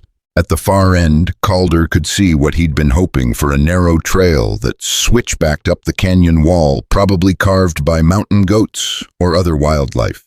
"There," he pointed. "If we can get up that trail, we'll be above them." But as they approached the trail, disaster struck. Thunder stepped in a hole hidden by loose rock, and Calder felt the horse stumble. For a heart-stopping moment, he thought they might go down completely, but the stallion managed to recover his footing. "You okay?" Ayana called out. "Thunder's lame," Calder said grimly, feeling the horse favoring his right front leg. "He can't carry me up that trail." "Then we both stay," Ayana said immediately. "No, you take Sage and go. I'll hold them off here as long as I can." "I not leave you." "Ayana, be reasonable. I said no." Her voice cut through his protest like a blade. "We live together or die together, no other choice." Before Calder could argue further, the sound of approaching horses echoed from the canyon entrance. Murphy and his men had found them. "Damn," Calder breathed, dismounting and helping Thunder into the shelter of a large boulder. The horse was definitely lame, probably not seriously injured, but unable to run. Ayana joined him behind the boulder, her rifle ready. "How many rounds you have left?" Calder checked his belt. 15, you 12. 27 bullets against 8 trained soldiers. The math wasn't encouraging. "Wyatt," Murphy's voice echoed off the canyon walls. "There's no way out. Surrender now, and nobody else has to die." "How about you go first?" Calder shouted back. "Stubborn bastard," Murphy muttered loud enough for them to hear. "All right, boys, let's finish this." The soldiers spread out across the canyon floor, using rocks and scrub brush for cover as they advanced. They moved with professional competence, covering each other's movements and keeping up a steady rate of suppressive fire. Calder waited until they were within 100 yards, then squeezed off his first shot. The bullet caught one of the soldiers in the shoulder, spinning him around and sending him tumbling behind a boulder. "One down," he said grimly. Ayana's rifle cracked beside him, and another soldier yelped in pain as her bullet found its mark. The man didn't go down, but he was clearly hurt. The return fire was immediate and intense. Bullets whined off the rocks around them, sending up sprays of stone chips that stung like hornets. Calder kept his head down and tried to pick his shots, making every round count. But they were running out of ammunition fast, and the soldiers kept pressing forward. Soon they'd be close enough for pistol work, and that would be the end of it. "Calder," Ayana said during a brief lull in the firing, "I need tell you something." "What?" "In my tribe, we believe that souls who love each other find each other again in next life." He looked at her, seeing peace in her eyes, despite their desperate situation. "That so?" "Yes, so if we die here is not end, is just pause." "I like that," Calder said. "A pause. Promise me something. Anything. Promise you look for me in next life. Promise you not give up until you find me." Calder felt tears stinging his eyes. "I promise." She smiled, then radiant and beautiful even in the shadow of death. "Then I'm not afraid." A new voice interrupted their moment. Not Murphy this time, but someone else entirely. "Hold your fire." The command echoed from the canyon entrance, carrying absolute authority. "All of you stand down." Calder risked a look around the boulder and felt his heart leap. Riding into the canyon was Marshal Daniels, flanked by 2 deputy marshals and followed by a man in an officer's uniform that Calder didn't recognize. "Marshal," Murphy called out, his voice tight with frustration. These people are fugitives. I have orders. Your orders have been rescinded, Sergeant, the uniformed officer interrupted. He was a Colonel Calder realized, probably Murphy's commanding officer, by direct order of Territorial Command. Sir, Murphy sounded confused. Sergeant Murphy, you are hereby relieved of duty pending a full investigation into your conduct. The colonel continued. You and your men will return to Fort Union immediately. But sir, the prisoners are under the protection of the United States Marshal Service, Daniels said firmly, along with a presidential pardon signed by Ulysses S. Grant himself. The silence that followed was profound. Calder felt Ayanna's hand find his, her fingers intertwining with his own. Presidential pardon, Calder called out, hardly daring to believe it. That's right, Daniels replied. Seems your story made it all the way to Washington, along with some very interesting testimony from Lieutenant Carson and several other witnesses to what really happened at that Apache camp. The marshal rode closer, close enough that Calder could see the satisfaction in his weathered face. Jacob Hartwell's been talking, trying to save his own neck, Daniels continued. Told us all about how he massacred that camp, how he strung up Miss Ayanna here as a witness elimination. Funny thing about war criminals, they always seem to think someone else is going to pay for their crimes. So we're free, Ayanna asked, her voice barely above a whisper. Free as birds, Daniels confirmed. With the government's official apology for what you've been put through. Colonel Morrison, for that's who the officer turned out to be, Pete Morrison's uncle, dismounted and approached them directly. Miss, he said formally, I want to personally apologize for the actions of my men and the civilians who collaborated with them.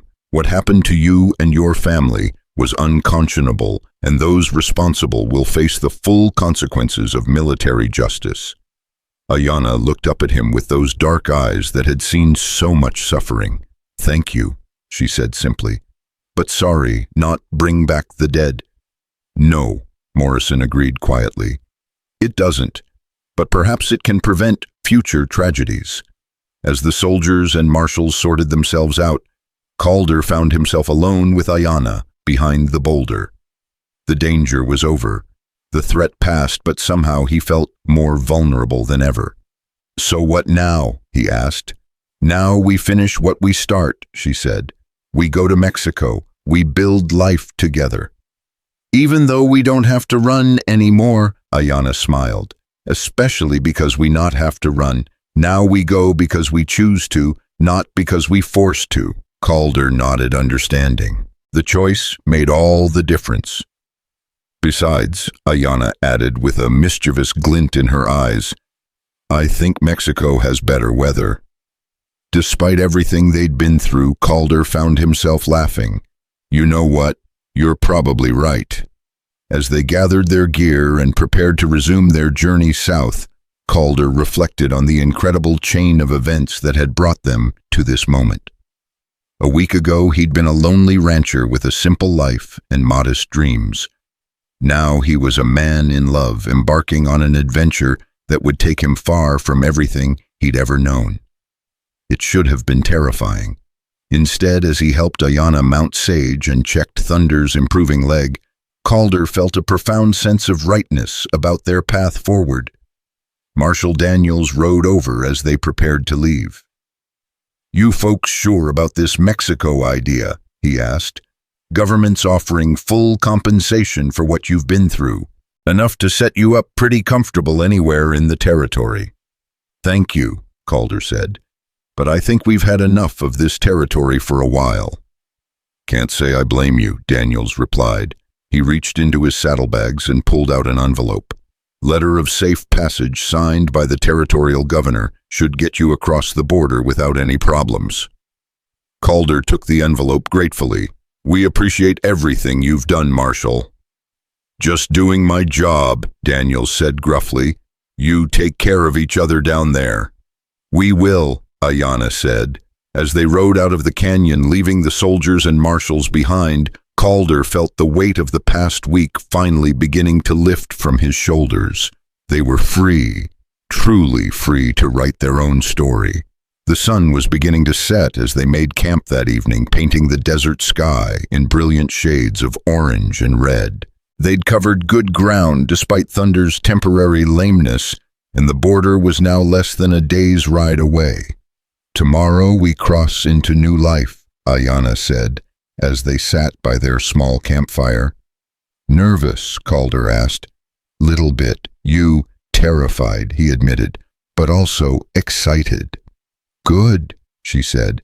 "Fear and excitement, they go together, mean something important happening."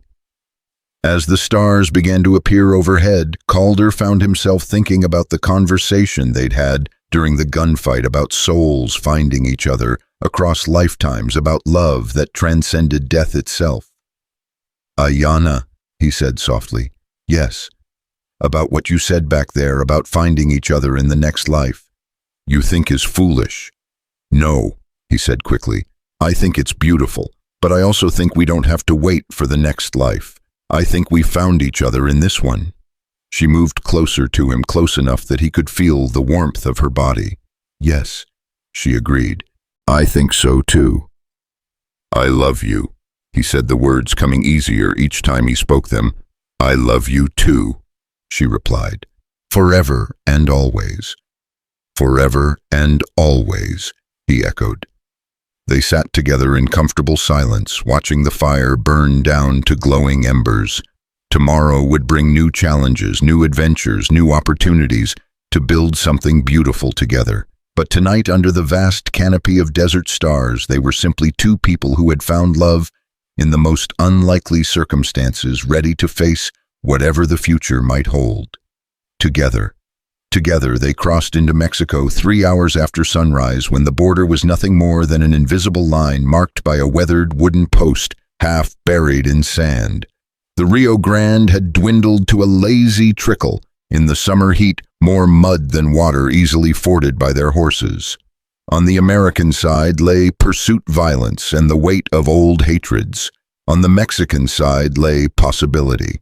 "How it feel?" Ayanna asked as they paused on a low rise, looking back at the country they were leaving behind.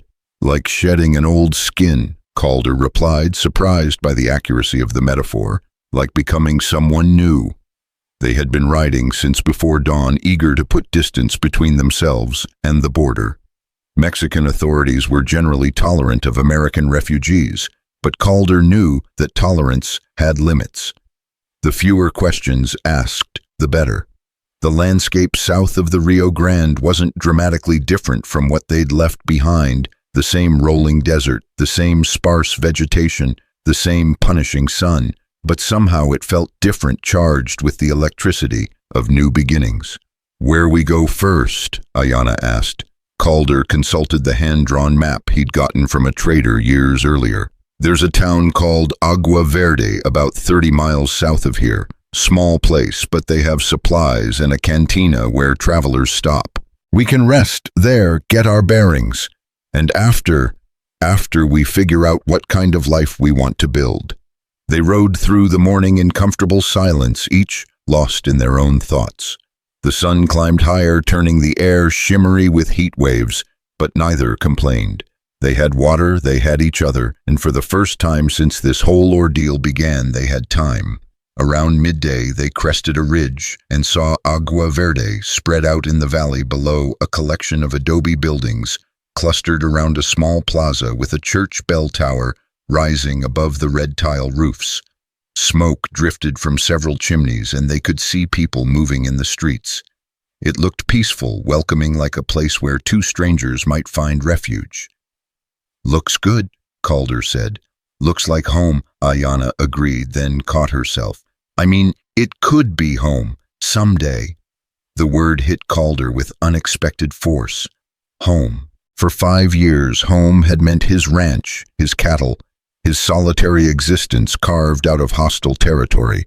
Now, looking at this tiny Mexican village through Ayanna's eyes, he began to understand that home wasn't a place, it was whoever you chose to share your life with. They rode into Agua Verde in the early afternoon, drawing curious but not unfriendly stares from the locals. Most of the people they passed were Mexican, but Calder spotted a few other Americans, probably refugees, from various conflicts north of the border. The cantina occupied one corner of the main plaza, its thick walls promising cool shade and cold beer. A hand-painted sign identified it as El Corazon, the heart. Appropriate, Calder murmured as they tied their horses to the hitching post. Inside the cantina was exactly what he'd hoped for, dim, cool, and sparsely populated. A few locals sat at tables near the bar, talking quietly in Spanish. In one corner, two Americans played cards, their conversation conducted in the low tones of men who'd learned to be careful about what they said and who might be listening. The bartender was a middle-aged Mexican man with kind eyes and graying hair. He looked up as they entered, taking in their dusty clothes and tired faces with the experienced gaze of someone who'd seen many travelers pass through his establishment. "Bienvenidos," he said warmly. "Welcome, you look like you could use food and drink." "That we could," Calder replied in Spanish, grateful that his years of trading with Mexican vaqueros hadn't left him completely rusty, "and perhaps a room for the night." "Sí, of course. I am Miguel Hernandez, owner of this place. My wife Elena, she cooked the best food in 300 miles. "Calder Wyatt," Calder said, extending his hand. "And this is Ayana." Miguel's eyes flicked between them with interest, but no judgment. "Ah, newlyweds, perhaps. You have that look." Calder felt heat rise in his cheeks. "Not yet, but soon, I think," Miguel said with a knowing smile. "Elena, she can tell these things. Come sit. I bring you beer and Elena's famous tamales." They settled at a table near the window where they could watch the plaza and keep an eye on their horses. The beer, when it came, was cold and perfect. The tamales were even better, corn masa, stuffed with spiced pork and wrapped in corn husks, served with fresh salsa and beans. "This is wonderful," Ayana said after her first bite. "I never taste food like this." "Elena will be pleased to hear that," Miguel said, beaming with pride. She'd take great pride in her cooking. As they ate, Miguel regaled them with local news and gossip. Agua Verde was a peaceful town, he explained, populated mostly by farmers and small ranchers who minded their own business. The nearest Mexican army post was 50 miles away, and the local authorities were more interested in collecting taxes than asking awkward questions about where people came from. "Many Americans come through here," Miguel said casually. "Some stay, some move on. Mexico is big country with room for everyone who respect our ways." "We're thinking of staying," Calder said, "at least for a while." "Bueno, what kind of work you do?" "I'm a rancher, was a rancher. I know cattle, horses, farming." Miguel nodded approvingly. "Good skills here. There is man named Carlos Mendoza. He owned big ranch about 10 miles from town, always looking for good vaqueros, especially ones who speak English and Spanish both." "And me?" Ayana asked quietly. "What work for Apache woman in Mexico?" Miguel's expression grew thoughtful. "You know healing plants medicine?" "Some. My grandmother teach me before she die." "Ah, then you are very valuable. Our curandera, our healer, she is very old, always looking for someone to learn her ways, carry on tradition." Ayana's eyes lit up with interest. "She would teach me. I think so, yes. Doña Rosa, she not care what tribe you come from. She care only that you have good heart and willing hands." After they finished eating, Miguel showed them to a small but clean room on the second floor of the cantina. It had a single bed, a wash basin, and a window that looked out over the plaza. "I can get another room," Calder said, as Miguel left them alone. "Why?" Ayana asked, sitting on the edge of the bed. "We are together now. We share dangers, we share hopes. Why not share room?" Calder felt his pulse quicken. They had been through so much together, but this felt different, more intimate, more real than anything that had come before. "Are you sure?" he asked.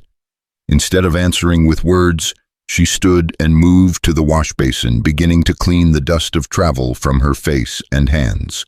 Her movements were graceful, unself-conscious. and Calder found himself mesmerized by the simple act of watching her. "Calder," she said without turning around, "in my tribe, when man and woman choose each other, they speak vows under stars. They promise to walk same path, share same lodge face, whatever comes, with joined hearts." "That sounds beautiful. Would you—" She paused, suddenly shy. "Would you speak such vows with me?" The question hung in the air between them, heavy with possibility. Calder thought about everything that had led them to this moment: the hatred, the violence, the narrow escapes, the slowly building trust and affection that had blossomed into love. "Yes," he said simply. "I would be honored." She turned to face him, then her dark eyes shining with tears of joy. "Tonight, under Mexican stars." "Tonight," he agreed. They spent the afternoon exploring Agua Verde, getting a feel for the town that might become their new home. The people they met were friendly and welcoming, curious about the newcomers, but not intrusive. Children played in the plaza while their mothers watched from doorways, and old men gathered in the shade to smoke and gossip. At the general store, they bought supplies, new clothes, basic necessities, and a silver ring that caught Ayana's eye. It wasn't much, just a simple band with a turquoise stone, but Calder bought it anyway. "For tonight," he explained when she protested that it was too expensive. "Is beautiful," she said, slipping it onto her finger. "Perfect." As the sun began to set, painting the sky in brilliant shades of orange and red, they walked to a small hill overlooking the town. At the summit stood an ancient mesquite tree, gnarled and weathered but still strong, its branches reaching toward the stars that were just beginning to appear. "Here," Ayana said, "this is good place." They stood beneath the tree as full darkness fell the desert, around them alive with the sounds of night crickets, coyotes, the distant hoot of an owl. Above them the stars blazed with an intensity that was impossible in more civilized places, the Milky Way stretching across the heavens like a river of light. "I don't know the words," Calder admitted, "the proper Apache words." "English words work just as good," Ayana said. "Words from heart are always right words." Calder took her hands in his, feeling the warmth of her skin, the calluses earned through hardship and survival. In the starlight, she looked ethereal, like something from a dream. "Ayana," he began, his voice rough with emotion. "A week ago, I was a man with no future, no hope, no reason to believe tomorrow would be better than today. You changed all that. You gave me purpose, gave me love, gave me a reason to be the man I always wanted to be, but never knew how." He paused, gathering his thoughts. "I promise to walk beside you wherever this path leads. I promise to protect you, cherish you, support your dreams, and share your burdens. I promise to love you with everything I have for as long as I draw breath." Ayana squeezed his hands, tears streaming down her cheeks. "Calder," she said, her voice barely above a whisper, "you save my life, but more than that, you save my soul. When they hang me from that tree, I think I am alone in the world, that no one care if I live or die. You show me that is not true. You show me that love can grow even in desert, even between people who supposed to be enemies." She looked up at the stars, then back at his face. "I promise to stand with you against whatever storms come. I promise to be your partner, your companion, your strength when you are weak. I promise to love you not just in this life, but in all lives that come after, until stars fall from sky and world ends." When Calder slipped the silver ring onto her finger, and she reached up to touch his face with gentle fingers.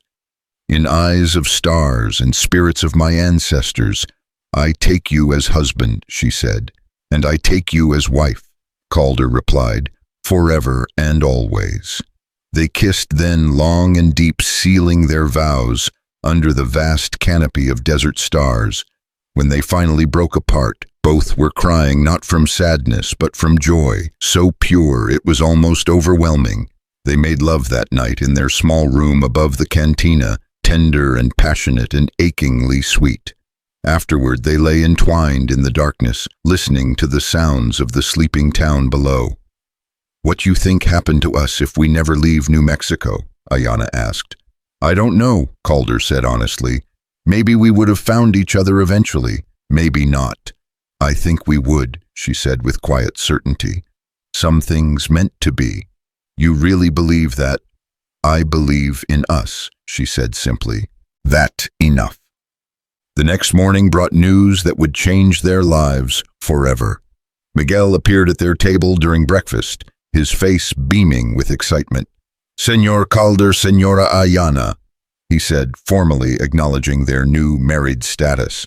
"I have wonderful news. Señor Mendoza, the rancher I tell you about, his foreman, he quit yesterday, took his family and moved to California. Señor Mendoza, he need new foreman right away, someone who can speak English and Spanish, someone who know cattle." Calder set down his coffee cup. "He offering me the job. See if you want it. Good pay, nice house, chance to learn his operation. He is fair man, treat his workers well."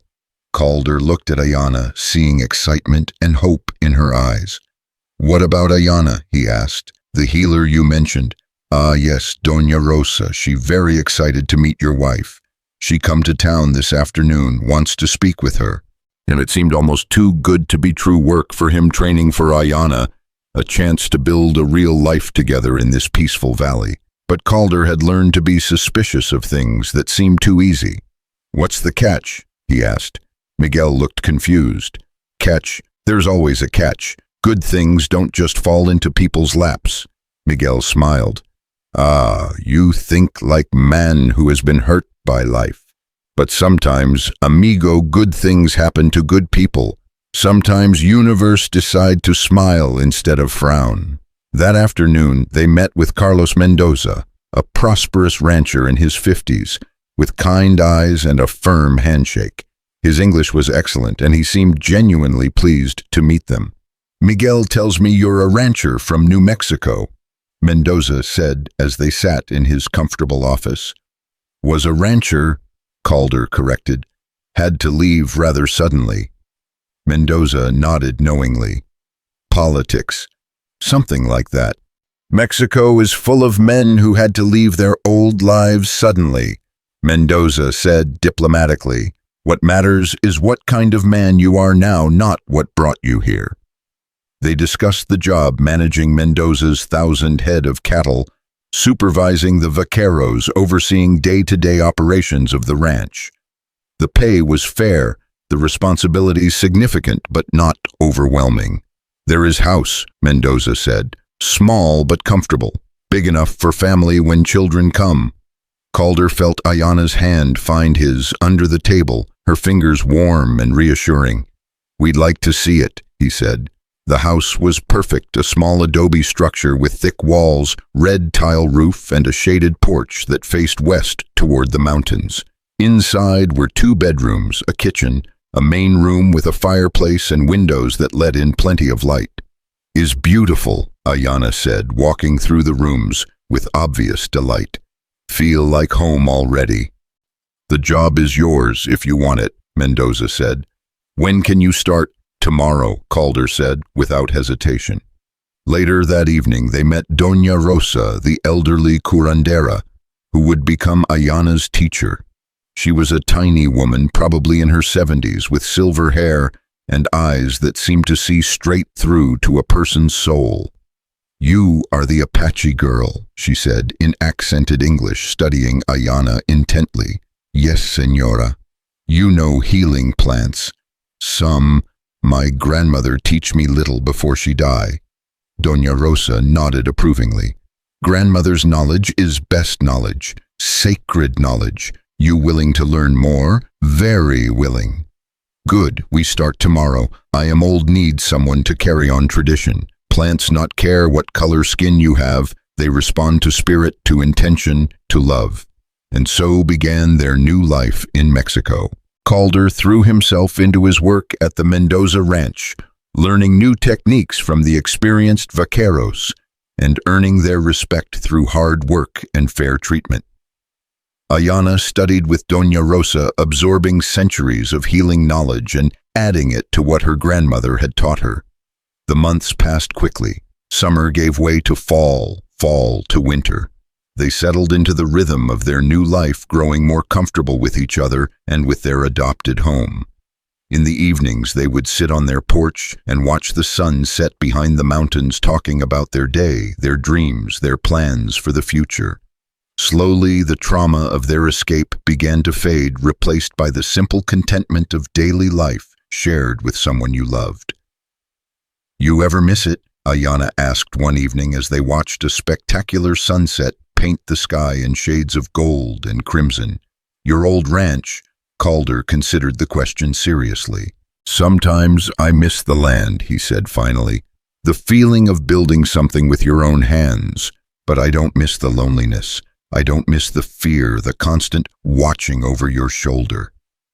"I miss my people," Ayana said quietly. "Miss speaking my own language, sharing stories with other Apache women. Sometimes I dream about my grandmother and she speaks to me in words I forget when I wake up." Calder reached over and took her hand. "Maybe someday when things settle down, we can visit. Find other Apache who escaped, help you reconnect with your heritage." "Maybe," she agreed, "but this is home now. This is where we belong." Winter brought its own challenges and rewards. The ranch work was different in cold weather, more time spent in barns, and less in the saddle repairs to equipment and buildings preparation for spring calving. Ayana's healing practice grew as word spread about her knowledge and gentle manner. She treated everything from childhood fevers to broken bones, earning the trust and gratitude of the local community. On New Year's Eve, as 1872 turned into 1873, they stood together on their porch and watched fireworks explode over Agua Verde. The entire town had gathered in the plaza for a celebration that lasted until dawn. "Make a wish," Ayana said as the last firework faded from the sky. "What should I wish for?" Calder asked. "Whatever your heart wants most." Calder thought about it seriously. 6 months ago, he would have wished for peace, for safety, for an end to running and hiding. Now, with Ayana beside him and a good life stretching ahead, those wishes seemed small and selfish. "I wish for us to have children," he said finally. "I wish to teach our sons to be good men and our daughters to be strong women. I wish to grow old with you and watch our grandchildren play in this same plaza." Ayana smiled, her face glowing in the light of the dying celebration. "That is good wish," she said. "I make same wish. What about you? What does your heart want most?" "My heart already have what it want most," she said simply. "You." 3 months later, Ayana's monthly bleeding failed to come. At first she said nothing, not wanting to raise hopes that might be dashed.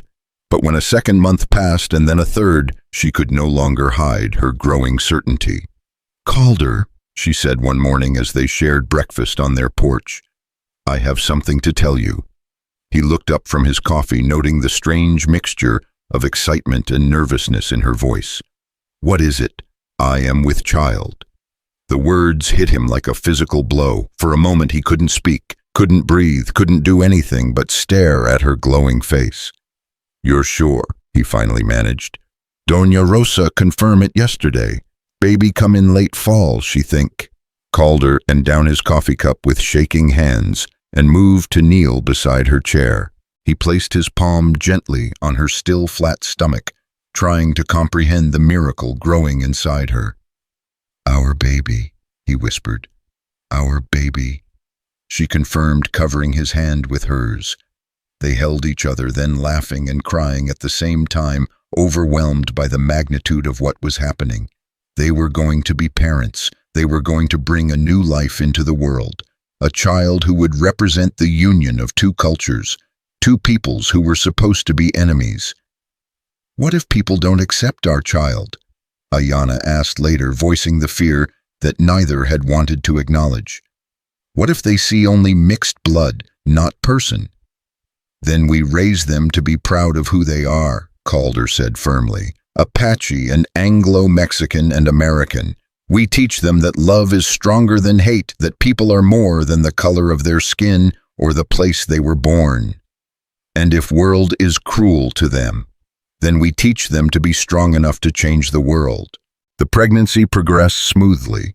Ayana continued her healing work through the summer, though Doña Rosa insisted she avoid the more strenuous cases. Calder threw himself into preparing for their child's arrival, expanding their house, building a crib, setting aside money for the future. The people of Agua Verde embraced their growing family with warmth and enthusiasm. Miguel's wife Elena knitted tiny clothes and blankets. Señor Mendoza gave Calder a raise and extra time off for when the baby arrived. Even the local priest, Father Martinez, offered to baptize the child, despite their unconventional marriage ceremony. In September, as Ayana's belly grew round with their child, they received unexpected visitors. Calder was working in the ranch office when one of the vaqueros burst in with news that riders were approaching Americans but flying a white flag. Calder's blood ran cold.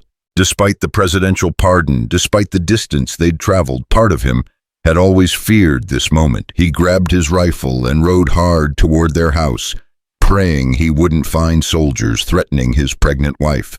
Instead, he found Marshal Daniels and Dr. Henley sitting on his porch drinking coffee with Ayana and admiring her obvious pregnancy. "Marshal," Calder said, dismounting but keeping his rifle handy. "Doc, this is unexpected." "Relax, son," Daniels said with a chuckle. "We're not here on official business, just wanted to see how you folks were getting along. How did you find us?" "Wasn't hard," Doc Henley said. "News travels even across borders. Word is you're doing real well for yourselves down here." Ayana struggled to her feet, and Calder was immediately at her side, supporting her elbow. "Why you really here?" she asked directly. Daniels and Henley exchanged glances. "Tell them, Jim," the doctor said. "There's been developments back home," Daniels said carefully.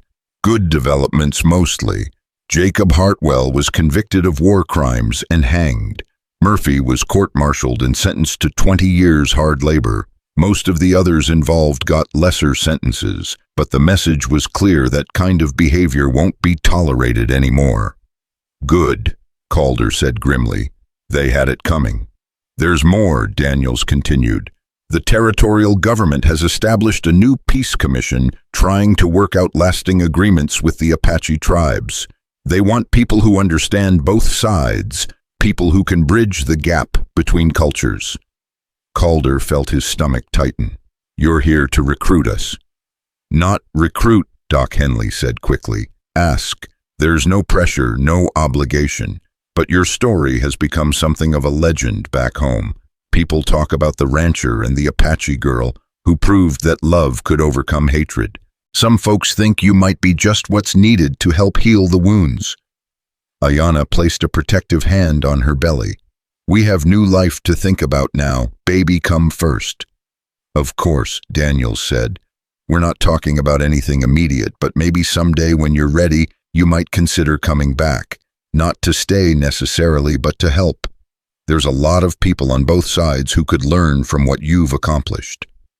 They stayed for dinner, sharing news from home and admiring the life Calder and Ayana had built together.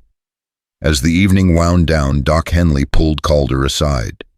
"She looks good," he said, nodding toward Ayana. "Strong and healthy. You taking good care of her." "She takes care of herself," Calder said. "I just try to stay out of the way." "Smart man. When's the baby due?" "Another month, maybe 6 weeks." Doc Henley nodded approvingly. "First baby. Yeah. You scared?" Calder laughed. "Terrified." "Good. Shows you understand the responsibility. You'll do fine, son. Both of you will." After their visitors left the next morning, Calder and Ayana sat on their porch, in comfortable silence, each lost in their own thoughts about the future. "What do you think about what they say?" Ayana asked finally. "About going back someday?" "I don't know," Calder said honestly. Part of me would like to help if we really could make a difference. But this is our home now. Our child will be born here, grow up here. Maybe both possible, Ayana suggested. Maybe we raise child here but visit there sometimes. Show them where parents come from. Help them understand all parts of their heritage. Maybe, Calder agreed. We don't have to decide now. No, Ayana said, shifting uncomfortably as the baby kicked. Right now, we just wait for this little one to decide he's ready to meet world. 3 weeks later, on a crisp October morning, Ayana went into labor. Calder had thought he'd known fear before in battle during their escape facing down lynch mobs, but nothing had prepared him for the helpless terror of watching the woman he loved in pain, knowing there was nothing he could do to help. Doña Rosa took charge, banishing him from the bedroom and enlisting Elena and 2 other local women to assist with the birth. Calder spent 18 agonizing hours pacing their small house, jumping at every sound from the bedroom, praying to whatever gods might be listening. Finally, just as the sun was setting, he heard it, the thin, angry wail of a newborn baby. Calder, Ayana's voice weak but triumphant. Come meet your son. He burst into the bedroom to find Ayana propped up against pillows, exhausted but radiant, holding a tiny bundle wrapped in one of Elena's hand-knitted blankets. The baby was perfect, wrinkled and red and absolutely beautiful, with a shock of dark hair and the unmistakable lung capacity of someone who intended to make his presence known. He's beautiful, Calder breathed, afraid to touch something so small and precious. Hold him, Ayana insisted. He is your son, too. Calder took the baby with trembling hands, marveling at how light he was, how fragile and yet how strong. The infant's eyes were closed, but as Calder spoke softly to him, they fluttered open dark eyes that seemed to look right through him. What we call him? Ayana asked. They had discussed names for months without reaching a decision. Apache names, Anglo names, Spanish names. Nothing had seemed quite right for a child who would carry the heritage of 3 cultures. What about Samuel? Calder suggested. It means heard by God in Hebrew, and we can call him Sam for short. Samuel, Ayana repeated, testing the sound. I like it, but he should have Apache name too, for my grandmother. What would you choose, Ayana? She said softly. After my brother. It means eternal blossom, and I want our son to remember that something beautiful can grow even after great tragedy. Samuel Ayana Wyatt, Calder said, looking down at the sleeping infant. That's a lot of name for such a little person.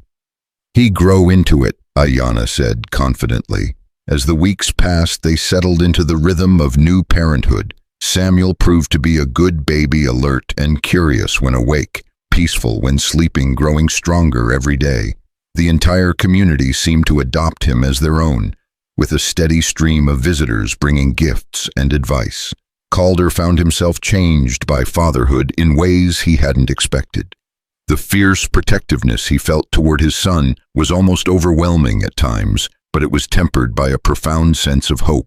This child represented everything they had fought for, the right to love, to build a family, to create something beautiful out of the ashes of hatred and violence. One evening, as Calder sat on the porch holding his sleeping son while Ayana rested inside, he found himself thinking about the journey that had brought them to this moment. From that first terrible encounter at the hanging tree to this peaceful evening in their Mexican home, it seemed almost impossible that so much could have changed in less than 2 years. What are you thinking about? Ayana asked, joining him on the porch with 2 cups of coffee. Everything, Calder said simply. How we got here, where we're going, what kind of world we're bringing Sam into. Is good world, Ayana said, settling beside him. Not perfect, but good, better than world we leave behind. You think he'll be happy here, growing up between cultures, never quite fitting into any one of them? I think he be exactly who he's supposed to be, Ayana said wisely. We teach him to be proud of all parts of himself, Apache warrior spirit, Anglo determination, Mexican warmth. He'd take best from each and make it his own. Calder looked down at his son's sleeping face, so peaceful and innocent. I want to give him everything we never had. Safety, security, a place where he belongs. You already give him most important thing, Ayanna said. What's that? Love. Love between his parents, love from community, love for himself and his heritage. With that foundation, he can face anything world throws at him. As if sensing their conversation, Samuel stirred in Calder's arms, opening those dark eyes and gazing up at his father with what looked like ancient wisdom. He knows, Ayanna said softly. He knows he is loved. Yeah, Calder agreed, feeling his throat tighten with emotion. I think he does. The next morning brought news that would once again change their lives. A rider arrived from Agua Verde with a telegram that had come through Mexico City, an official communication from the United States government. Calder read it twice before the words sank in. The telegram was from the newly formed Bureau of Indian Affairs, formally requesting his and Ayanna's assistance in establishing a new peace commission. The assignment would involve traveling to various Apache territories, serving as liaisons between tribal leaders and government officials, helping to negotiate fair and lasting treaties. The offer was substantial good pay, official recognition, the chance to prevent future tragedies like the one that had driven them from their homeland. But it would also mean leaving the peaceful life they'd built in Agua Verde, taking their infant son into potentially dangerous situations. What you think? Ayanna asked after he'd read her the telegram. I think it's an opportunity to make a real difference, Calder said carefully. But I also think it's dangerous, especially with Sam to consider. Dangerous? How? There are still people on both sides who profit from conflict. People who won't want to see real peace established. They might see us as threats to be eliminated. Ayanna was quiet for a long moment, nursing Samuel and thinking. My grandmother used to say that when Creator gives you gift, you have obligation to use it for good of all people, she said finally. Maybe our gift is understanding both sides, ability to build bridges where others see only walls. You want to do it? I want to try, she said. But not yet. Sam is too young, too vulnerable. Maybe when he is older, stronger. Maybe when world is little bit safer. Calder nodded, feeling relief flood through him. He'd been hoping she would say exactly that. He composed a careful response to the telegram, thanking the government for their offer and expressing interest in future opportunities, but explaining that family obligations required them to remain in Mexico for the foreseeable future. He suggested they might be available for consultation or limited assignments in a few years when their circumstances permitted. The reply came back within days, understanding, respectful, and holding the door open for future collaboration. It seemed the government was prepared to wait for the right people to come available, recognizing that forced participation would be counterproductive. Good, Ayanna said when he read her the response. They understand that some things cannot be rushed. Summer came early that year, bringing with it a steady stream of visitors to their growing reputation as successful intercultural mediators. Word of their story had spread throughout northern Mexico and the American Southwest, and people began seeking them out for advice on everything from land disputes to marriage problems between people of different backgrounds. They handled each case carefully, never imposing their own solutions, but helping people find common ground and mutual understanding. It was satisfying work, and it felt like preparation for the larger role they might someday play on the territorial stage. Samuel grew strong and healthy, delighting them. With his first smile, his first laugh, his first attempts at sitting up on his own, he seemed to inherit the best traits from both sides of his heritage. Ayanna's quiet intelligence and intuitive understanding of people, Calder's determination and practical problem-solving skills. On his first birthday, they threw a celebration that brought together the entire community. Mexican neighbors mingled with American refugees, sharing food and stories and watching the birthday boy take his first tentative steps across their front porch. "Look at that," Calder said proudly as Samuel tottered between his parents. "He's going to be walking before we know it." "Then we really have to watch him," Ayanna laughed. "Apache children, they get into everything." "All children get into everything," Elena corrected from her spot at the food table, "is what makes them children." As the celebration wound down and the last guests departed, Calder and Ayanna sat on their porch with their sleepy son watching the stars emerge in the darkening sky. "You ever wonder what would have happened if things had been different?" Calder asked. "If we'd never met, never fallen in love?" "No," Ayanna said firmly. "Is waste of time to wonder about paths not taken. This is path we chose, this is life we built, is good life. No regrets, only one," she said, surprising him. "What's that?" "I regret that my family not here to see their grandson. I regret that your sister not here to be his aunt. I regret that hatred and fear robbed our son of grandparents who would have loved him." Calder felt tears prick his eyes.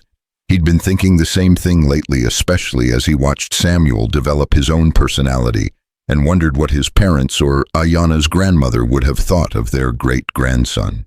"Maybe they are here," he said softly. "Maybe they're watching from wherever spirits go, proud of what we've built together." "I like to think so," Ayanna agreed. "I like to think they see that love won in the end, that their deaths were not meaningless if they led to this." They sat in comfortable silence watching their son sleep peacefully in Ayanna's arms. Around them the sounds of the Mexican night created a gentle symphony, crickets and distant guitar music, the soft lowing of cattle, the whisper of wind through the mesquite trees. "I love you." Calder said the words as true and necessary as breathing. "I love you too," Ayanna replied. "Forever and always." "Forever and always," he echoed, and knew with absolute certainty that no matter what challenges the future might bring, they would face them together. The hanging tree seemed like something from another lifetime now, a nightmare that had somehow transformed into the most beautiful dream imaginable. From that moment of despair and near death had come this love, family, purpose, hope. It was, Calder thought as he looked at his sleeping son, proof that even in the darkest desert, love could bloom like water from stone.